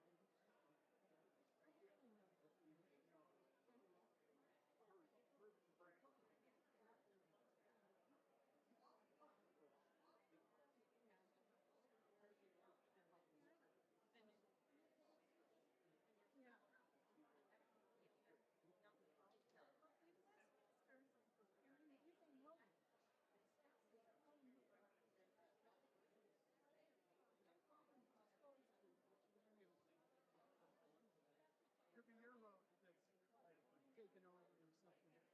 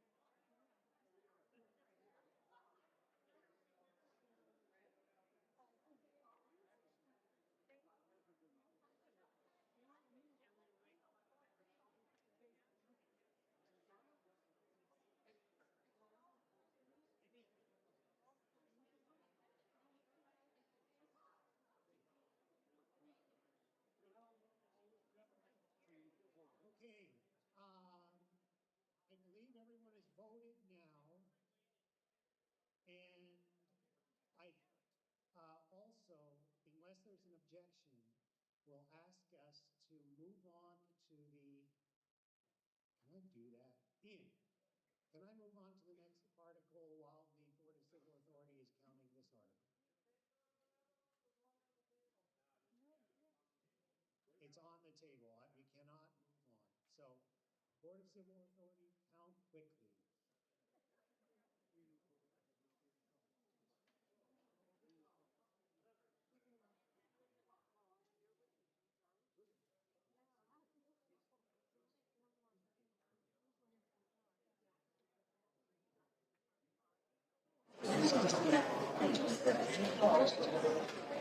You had questions about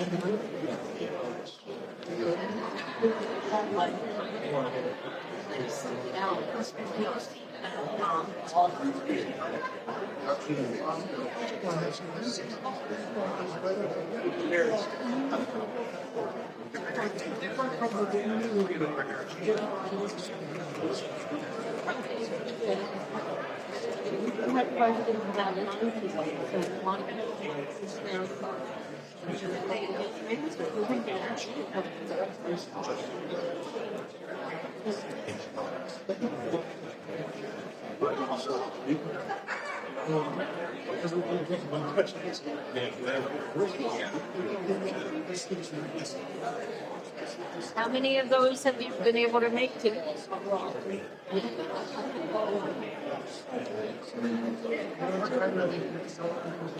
I have to say, this That's what I thought you said. I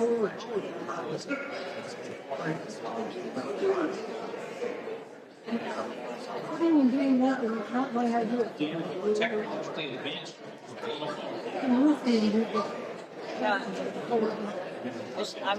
I considered bringing handwork, but it would involve clearing the for years. Yeah.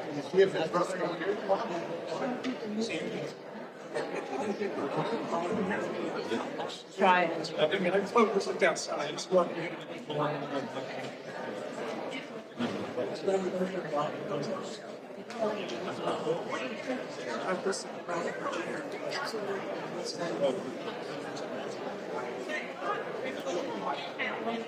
We're only gonna have two.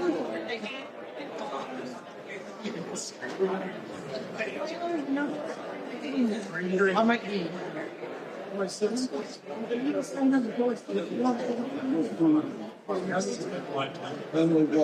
That was real.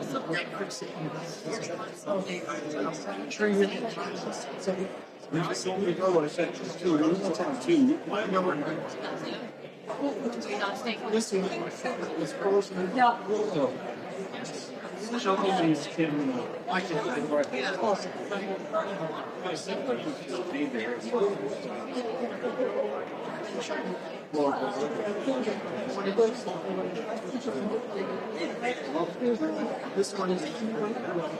So take that over, please, and I want.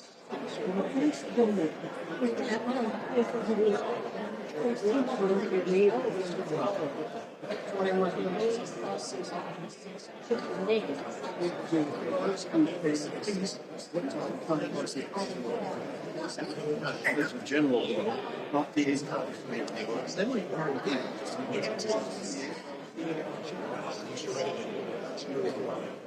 Language in addition to the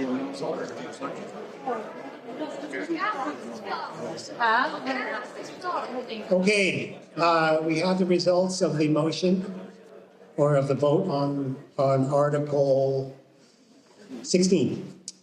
The no vote is 124, and the yes vote is 7. So the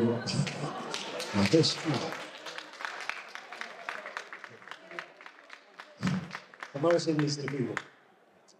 Okay.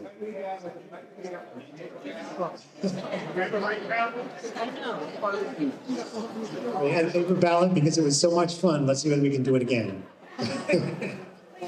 Okay, now I'm being facetious. So the voters asked for it, 7. Okay,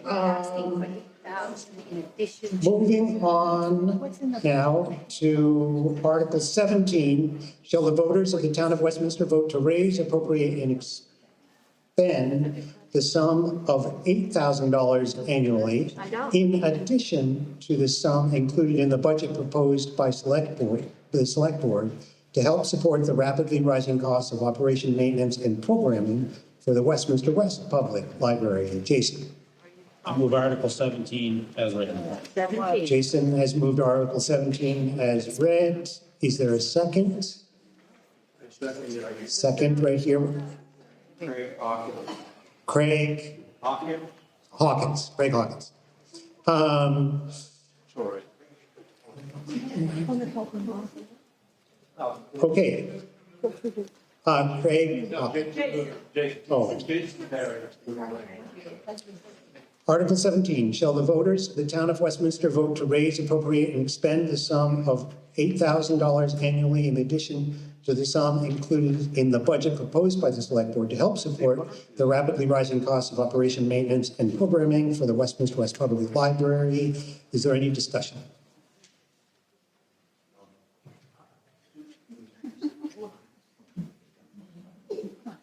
No discussion. Okay. Oh, I'm sorry, Eric. How much is already budgeted?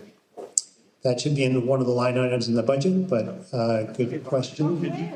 15,400. 15,400? 15,400.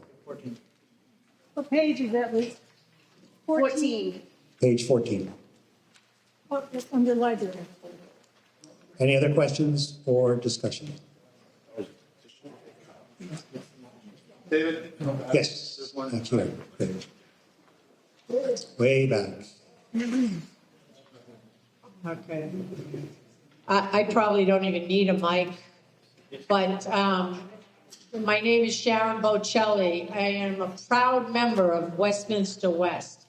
We have one of the best, and we have one of the best communities because everybody is civic minded there, as all of Westminster, but we're kind of like tucked away.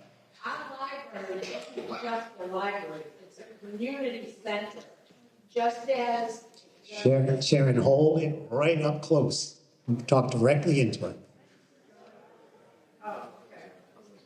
God, I can't believe you guys can't hear me. I am probably the biggest voice in Westminster West.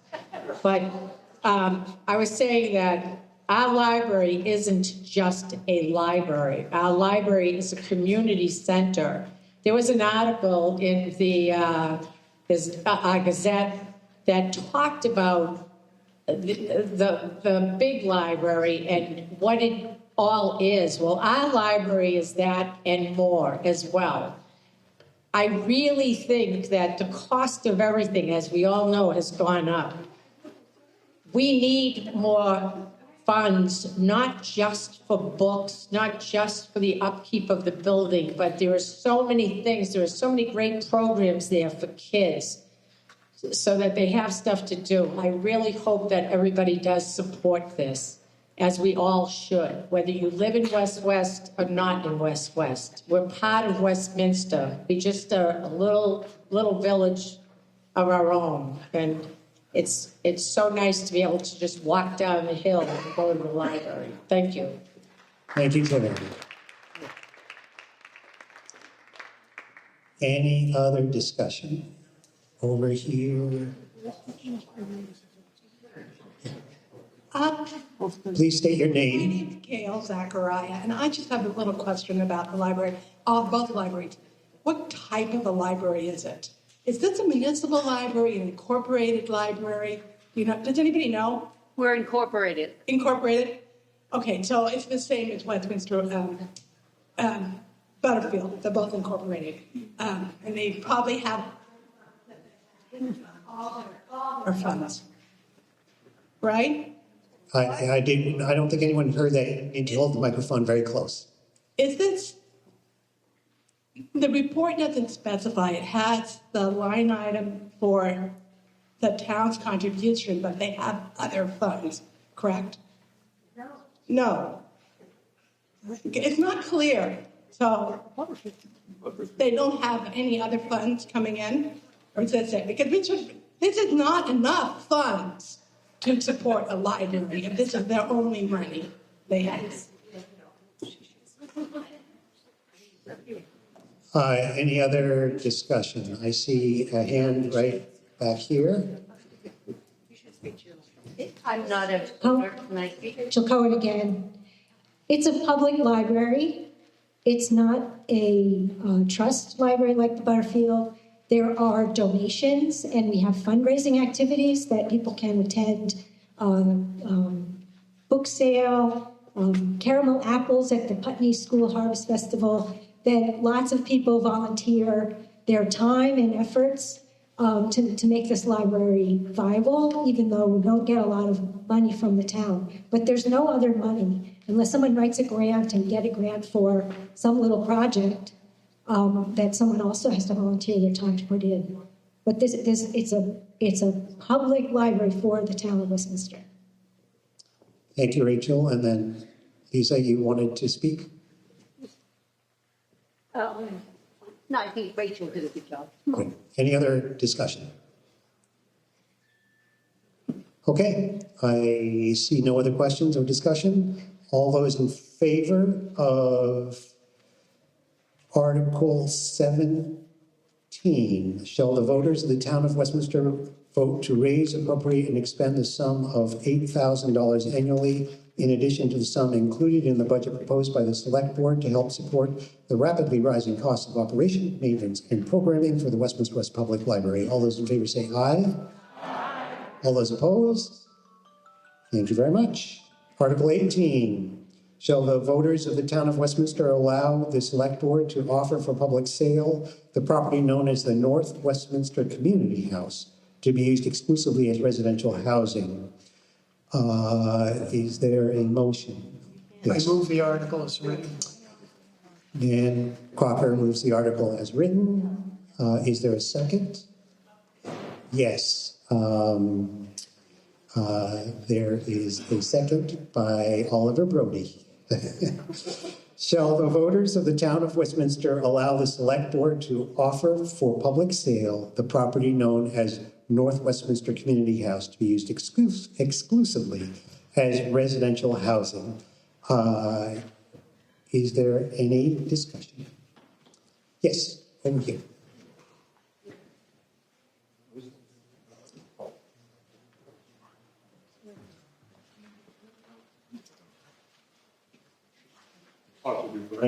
Arthur Dufresne. Have the parking questions been resolved? Dan. So the North Westminster Community House, and someone can correct me on this, I don't think it's been used for about a long time, probably been over 30, 40 years.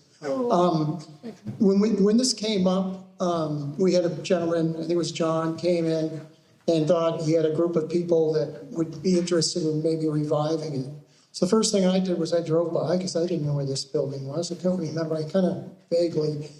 And what stuck out to me was no parking. There was 2 little parking spots in the front.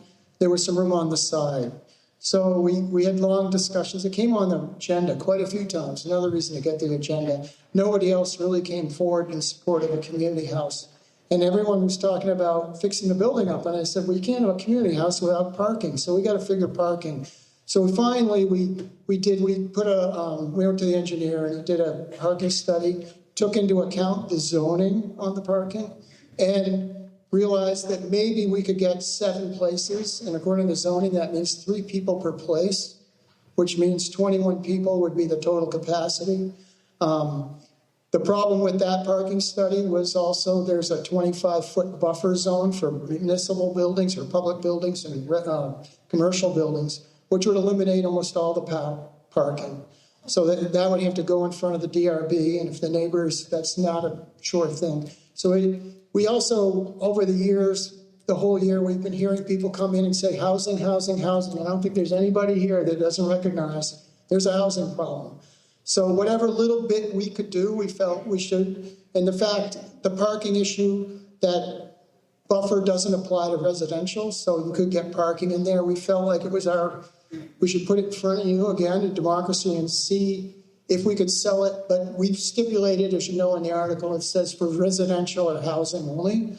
So you could probably get 2 apartments. There's a room downstairs, room upstairs. You might get more. And even if we didn't sell it for much or almost gave it away at some point in time, it'd be back on the tax, and it would be hopefully some local developer. We did reach out to the Wyndham Housing, and they were kind of lukewarm. So somebody would be working on town, they get the building for making probably not much at all. And then they could put their money into it. There's also sewer and water right there that we can tie into through BF, so they could do that. The building currently, I don't think it has any insulation. It doesn't have water. It would be a tremendous amount of money. And I think John had mentioned there would probably be some grants. Well, grant money is probably really iffy. So that's why we've brought it in front of you people to see, what you would do. And I would highly support that. We need housing, housing, housing. Thank you, Dan. Any other questions? Yes, right here in the middle. Hey, Drew. Hi, can you hear me? No. Just try to shake it a little bit. Hello. I'm Gia Neswald. Is there a mechanism, and if so, what would be involved in the town selling it as low income? Can we do that? Can we designate it in the process of selling to the public? So a question about whether it could be used for low-income housing. any, Really? if it's sold, it's sold. It says, I'm getting from the select board, but Yeah, I mean, I can't really address that completely, but I know that I believe we can put a stipulation on it to keep it into housing and residential. I'm not sure if we can go farther and say low income, middle income. To me, it's working family people that we need to really be supporting, the people that can come in here and work with young families, find a place that's reasonable. That's kind of what we're looking. I think once we sell it, also, and that's for you guys to come, because we'll probably have this discussion of how we want to set up the sale. So come, we'll get it on the agenda. If you've all got the email, you can come in. We can get some feedback, and then we can maybe go to our legal team and see how we can word this sale and make it right. Thank you. any other discussion? I think I'll go to John right there.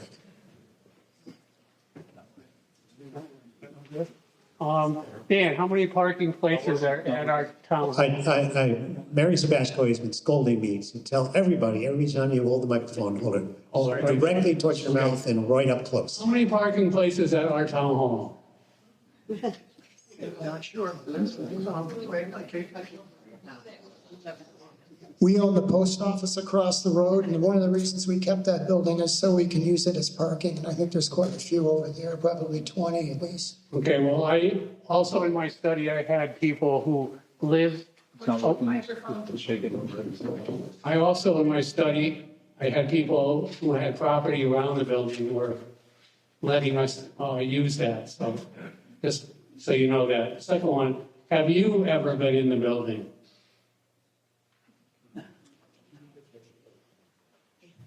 I have not been in the building. That I didn't think was very, I looked at the building on the outside, and to me it was parking. I didn't need to go beyond that. Okay, well, for all the people here, it's really a time capsule. It's a historical building. It's on our town plan that we should be fixing it up. So there's another point.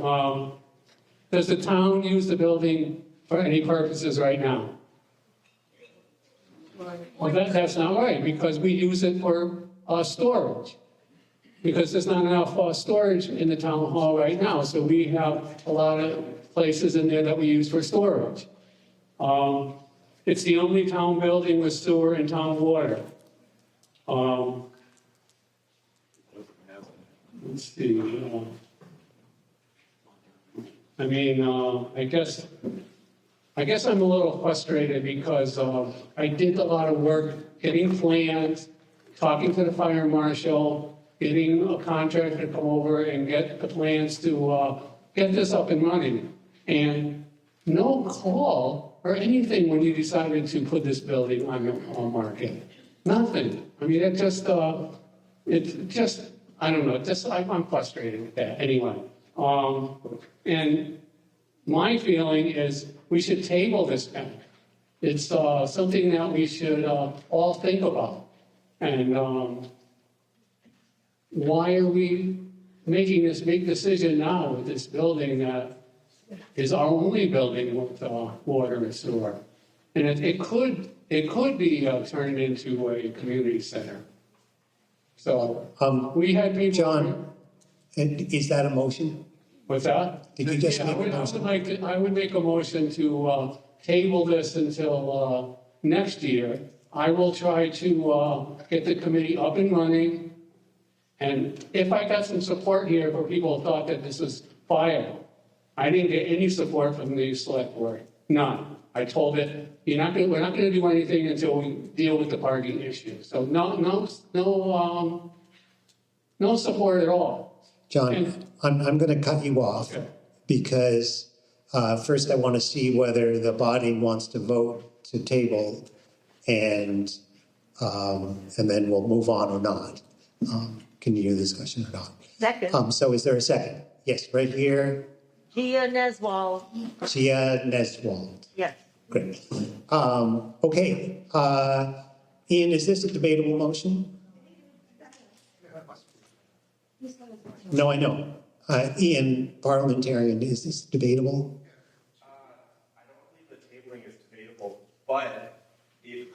don't table it, the tabling pushes it to the next meeting. If we don't have a set date and time, you're kicking it away. You're voting it down without, unless we choose a moment. I'm just saying that's it. It makes it. I think it's called a pass over. Okay, so Unless you're choosing a specific time to bring it back up, it's essentially a special meeting. John, are you tabling this to a date certain? I'm going to say table it to next town meeting. Next town meeting, okay. So that's a date certain. And this is not debatable unless there's a point of order, John? Informational question. Does the select board envision requiring that the building be kept as part of the house, or could it be torn down? I'm going to overrule that because that's part of the motion and the debate on the motion that we are now either going to table or not table, which is not debatable. So I'm going to call for a vote. If you vote yes, we will table this motion and therefore obviously any discussion on it until next town meeting. If you vote no, we can continue with discussion. So all those in favor of tabling the motion until a year from now, next town meeting, say aye. Aye. All those in favor of, not in favor of tabling the motion, say nay. I'm going to rule the ayes have it. And if there is any objection to that, someone could say so, but I'm going to rule the ayes have it and we will move on to the next article. Okay, thank you.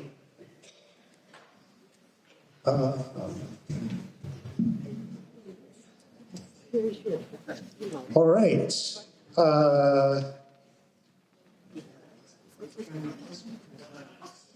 Article 19.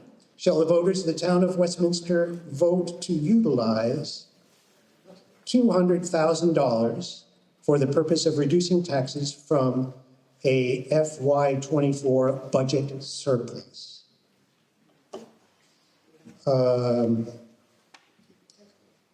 Almost seems like there should be a comma in there or something, but shall the voters of the town of Westminster vote to utilize $200,000 for the purpose of reducing taxes from a FY24 budget surplus? Do we have a motion? I make a motion, we move Article 19 as read. Val makes the motion. Is there a second? Second over here, Jim Streeter. Shall the voters of the town of Westminster vote to utilize $200,000 for the purpose of reducing taxes from a FY24 budget surplus? Okay, any questions or debates? Yes, right over here.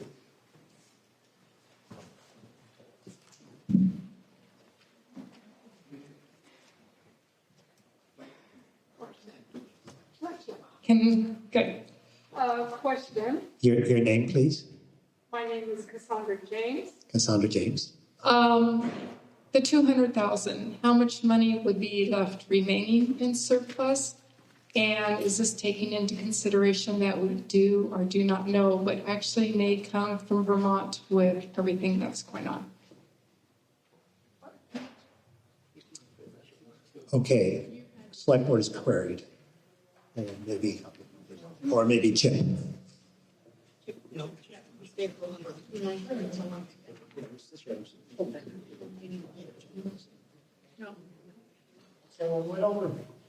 Hello again. I went over balance carried from 24 into 25. For the general fund. In the general fund was $290,985. It is presumed, I believe, that they would use 100,000 of that to reduce taxation in the general fund. In the highway fund, the fund balance carried forward from 24 into 25 was $340,440.16, and the other 100,000 would come from that fund balance. In terms of anything coming from the state, we don't have any information of changes happening. Thank you, Chip. So this reserve or budget surplus is actually now, since we split the town and highway in two chunks, as I understand it, and you're suggesting 100 from one chunk and 100 from the other chunk to go to town or to road. Okay, I see a question from Chuck back there. What was the total, it's current year, between the two funds, what do they add up to? The two funds, I believe one was 300 and some odd thousand, the other was 190 something thousand. 290. 290 and 340. 290 and 340. Town highway. So we have like 600 and 200. That's, or, yeah. Chuck. As Dan pointed out, that's really a pittance when it comes to your taxes. And I feel like a more responsible use for that money maybe would be to try to catch up on paving that we talked about earlier, you're behind on. Just a thought. Okay, suggesting that we use that surplus for paving. Yeah. Okay, Dan can speak to that. Yeah, I think what we did was one of the reasons we were nervous about the tax rate. We did put a lot of extra money into paving. Yeah, we could put more. And then we don't pass this. It's about 7 cents on the tax rate. So for $100,000 house, that's $70. If you got 300,000, that's going to be 210 roughly. Yes, you should. He's nodding his head yes. So that's where it's at. So if you got a $300,000 house, you're going up $210. And if you want to put it more paving, you guys are up. It's your vote. So there you go. Okay, Stephen, yes. I just want to point out that by putting those figures together and realizing the overall general fund balance surplus there, the obvious question is why not put more back to the taxpayers? And the reason is that one doesn't want to run one's checkbook down to zero. And we concluded at a select board meeting that we would have those remaining balances essentially remaining at the end of the fiscal year in our checkbook, so we wouldn't be close to zero. And so we would have 2 months or 3 months reserve in there as that is the recommended amount by municipal standards. So that's why it's not all going back to taxpayers. Remains as a balance in the checkbook at the end of the year. Thank you, Stephen. Any other discussion? Okay, seeing none, we are dealing with Article 19. Shall the voters of the town of Westminster vote to utilize $200,000 for the purpose of reducing taxes from a FY 24 budget surplus? All those in favor of this motion say aye. Aye. All those opposed, nay. The motion carries. And the motion carries. Okay, I think we're just about at the end of the budget portion, the town portion of this meeting. June, do you have a point of order or? No, I just wanted to know if we could hear from the candidates, if there are any left here. I did ask them to introduce themselves. Stand up and ask them. Yeah.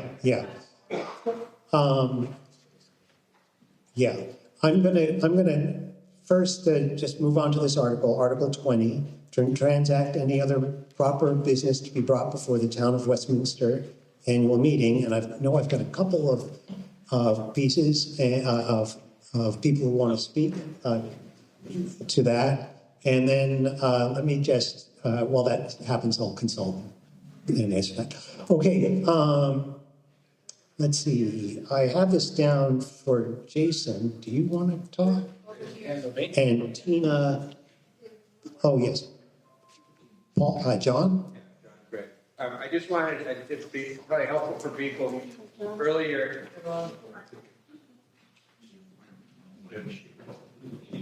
In the discussion earlier on the budget, if there was talk about how the town administration was closed on Friday. I think it's just worth reminding people that the town clerk's office is open on Friday, right? And other list treasurer too. So it's not completely closed. Thank you. Let's see, Tina Bueller wanted to say something. Is she here? No. Tina? Yeah. She's right there.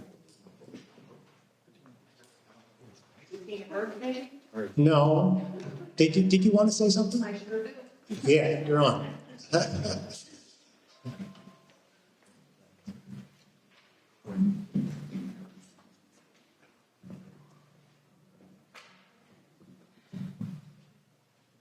So I'm going to interrupt the numbers game for a human moment.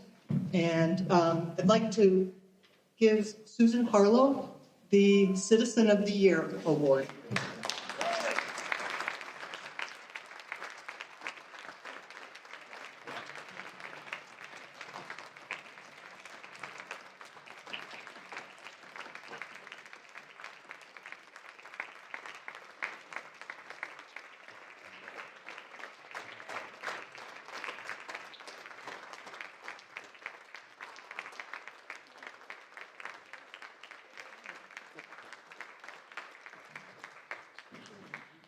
So if you don't know Susan personally, it's practically guaranteed that over many years you've benefited from her work and her support of the community that she loves.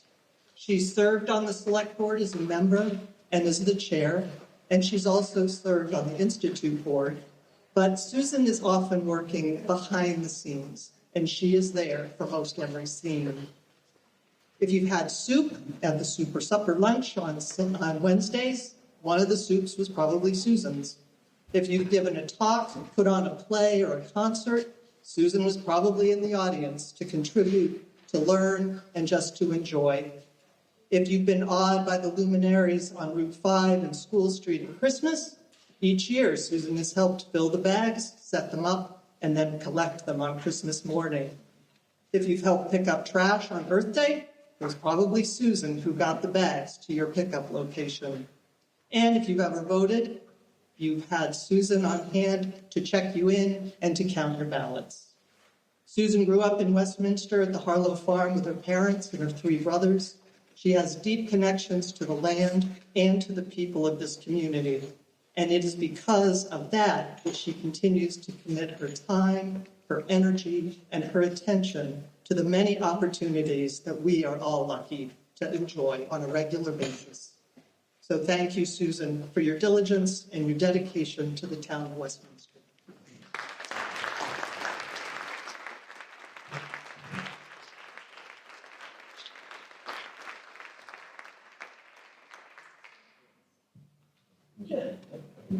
Wow. Thank you so much.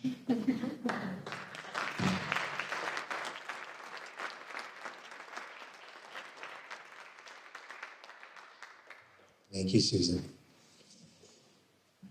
Okay, any other items? Yes, Steve. I also want to say thank you to Katrina Hamilton for serving on the select board. Katrina is now getting off the select board and has served on the select board and done a lot of work there, spent a lot of time at town hall, and served as chair for a select board during some difficult times when we didn't have a full-time manager. So thank you very much.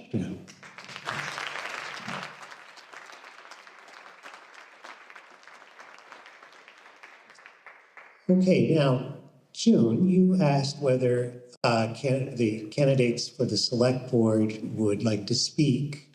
I do see there's 4, I believe, candidates who are competing for 2 separate positions.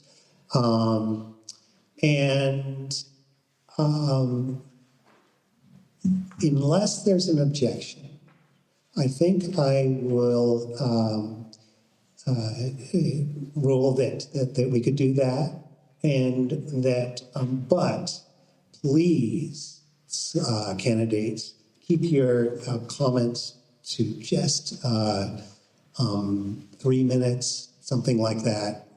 Try to make it as quick as possible, because we still have the school portion of this meeting to go.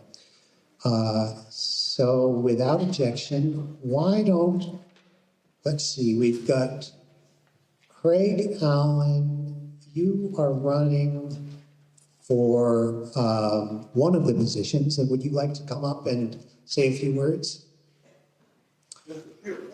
Just, and very few.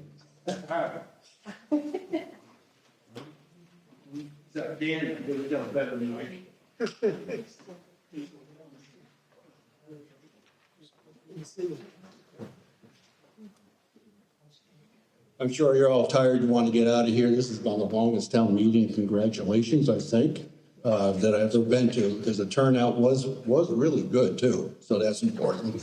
I'll make it short. I'm Craig Allen. I'm running for a select person for 3 years, I guess that's the term. But anyways, I did it for 20 years before I did the school board for 10. Just real quick, what I've learned is I made a lot of mistakes when I look back at it. So I want to get back on and to see if I can be any help from learning what we did maybe wrong in the past. But this is a great town. I love it. I do think that one thing I learned is too often we make decisions that affect too many people in a negative way, whether it's the staff in the town or somewhere else. I think we should take our time when we make decisions that affect everybody. That's what I'm running for. Thank you, Greg. So Greg is running for that 3-year position, and Paul Bannock is also running for that same one, I believe. So Paul, do you want to come down?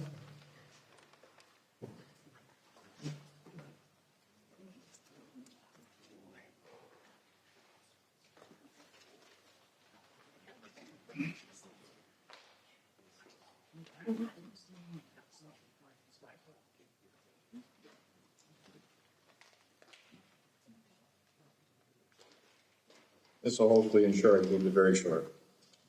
Paul Bannock, resident of Westminster. I'd just like to say that a good morning to, or not good morning because we thought we were going to be the beginning of the show, but good afternoon. First of all, thank you for coming to town meeting. Let me start by saying a few words about my own background. I've lived in Westminster since I was 9 years old. My mother was raised here, and my grandparents, Eugene and Evelyn Metcalf, were a huge part of this community. My wife, Molly, and I purchased a home 34 years ago, and we have raised a 23-year-old daughter here.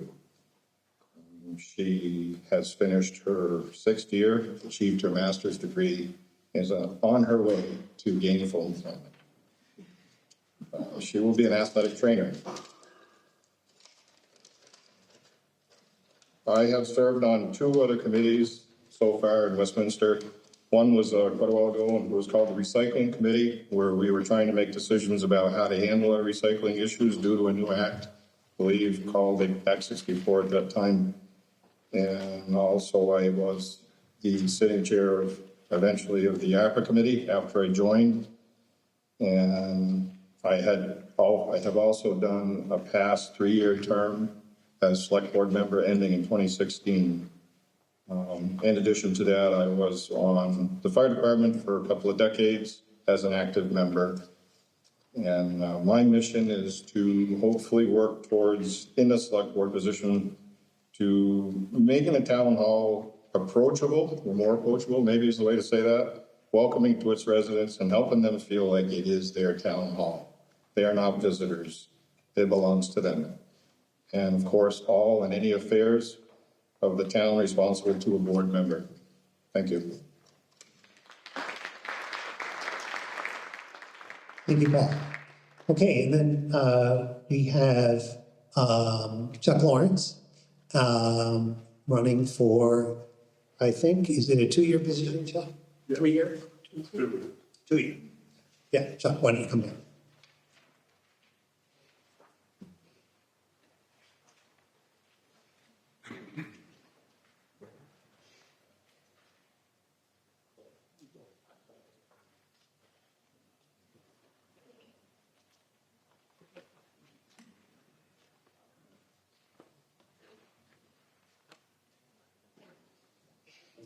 So for those of you who don't know me, my name's Chuck Marks. I was your road foreman for 7 years. I'm fourth generation from Westminster, 10th generation Vermonter.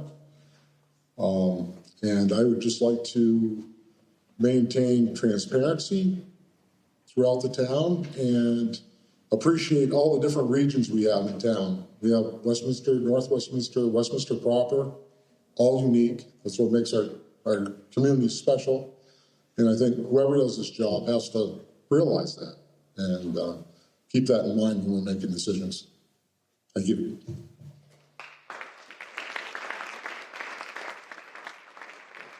Thank you, Chuck. And then Dan Crocker, you're running also for that position. Yeah, I'll keep it really short. Dan Crocker, I'm over in Westminster West. Been over there, my family's been there since 38. We're working on 100 years coming up. I've been sugaring over there for 50, and I'm gonna keep it really short because SAP is running harder than it has in a long time today. My young guy is a little bit overwhelmed. So I'm there. My family's always talked about community service. Running a business like mine, especially this is the time of year we're really busy. I haven't been able to do it, but I have a young guy that can pretty much handle it. So I'm here and I want to do my community services. My grandfather always told me that was a really special thing to do. So I'm here to do community service and it's my time and I'm happy to keep going if you guys want to vote for me. Thank you.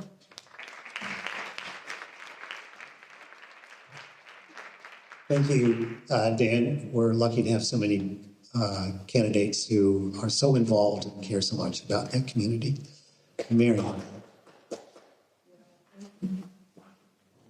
Marion Major, right there.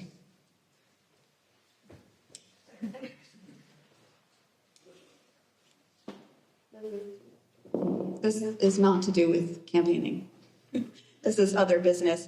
I wanted to offer something to this body to consider. As it's not on the agenda, it'd be non-binding, but I did feel like it was important to bring it up.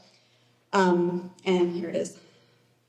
We, the residents of Westminster, resolve to formally encourage Governor Scott to reaffirm his commitment to uphold the rule of law, protecting the rights of Vermonters and the Vermont Constitution amidst federal overreach, even if confronted with threats relating to funding. Additionally, we call on him to work with his colleagues on both state and federal level to safeguard critical services such as Medicaid, Medicare, and Social Security, which are essential to the well-being of Vermonters. Thank you, Marion. Marion, could I have a copy of that or read that, please?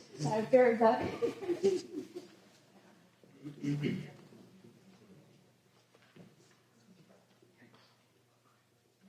What I can do, maybe stick around.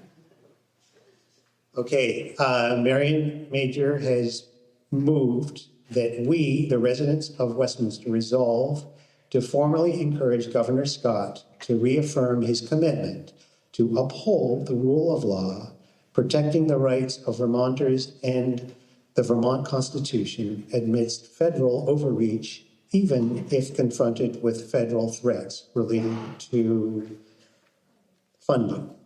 Additionally, we call on him to work with his colleagues on both a state and federal level to safeguard critical services such as Medicaid, Medicare, and Social Security, which are essential to the well-being of Vermonters. Is there a second? Got a second right here from Jean. Okay. Is there any discussion? Yes, Woody. Well, Westminster, I've been here for 40 years, and Mary, you stole my heart.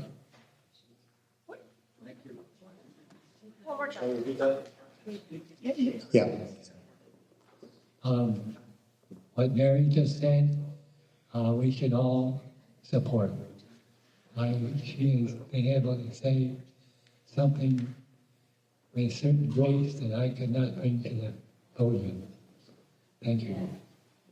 Thank you, Woody. Okay, any further discussion? Seeing none, we will vote on this motion. Now it's non-binding because it comes under other business. And it reads, we, the residents of Westminster, resolve to formally encourage Governor Scott to reaffirm his commitment to uphold the rule of law, protecting the rights of Vermonters and the Vermont Constitution amidst federal overreach, even if confronted with federal threats related to funding. Additionally, we call on him to work with his colleagues on both the state and federal level to safeguard critical services such as Medicaid, Medicare, and Social Security, which are essential to the well-being of Vermonters. All those in favor say aye. Aye. All those opposed, nay. The ayes appear to have it. The ayes have it, and the motion passes.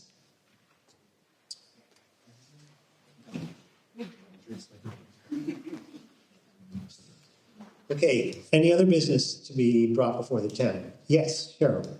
Or is that? Yes, Cheryl Charles. Thank you, Cheryl Charles. I actually, while we have as many Westminster voters here as we still do, I'd like to have one more candidate speak to why she's running, and that would be Emily Bragonier, who's running for the high school board. Just while, as I say, we still have kind of a critical mass of people here. And Stephen Major made a comment earlier. You might want to add to this, Stephen, but many people don't know Emily. She's the parent of a sixth grader at the Westminster Center School, happens to be in class with my grandson. And so with that, Emily, if you could introduce yourself and why you're running. Hi there. I'm Emily Bragonier. I've lived in Westminster since 2012. As Cheryl said, my son goes to the center school. He's in sixth grade. And excuse me, I have been part of the advisory council that the superintendent set up in 2023. We meet monthly to discuss issues that affect the SU, and it's that involvement that has led me to want to run for the school board. And I just want to, serve the community and support the students. Thank you. Thank you, Emily. Okay, and is there any other business to be brought before the town? Okay, thank you, select board members.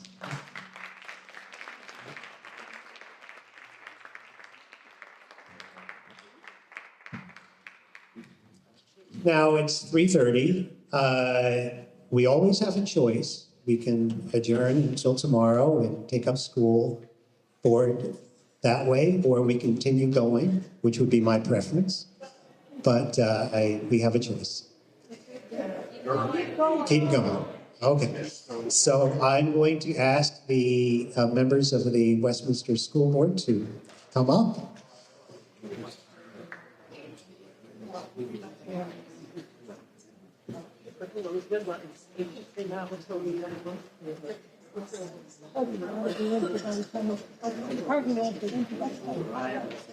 Big B is very young. My dog is not. Your dog's in the car? Oh, no, no. That's so smart. I'm the same concern. Not as long as that was not. Thank you for watching this Fact TV presentation. If you would like a digital or DVD copy of the meeting, please contact us by phone or email. Our phone number is 802-463-1613 or email us at fact810@gmail.com. Falls Area Community Television, keeping government honest.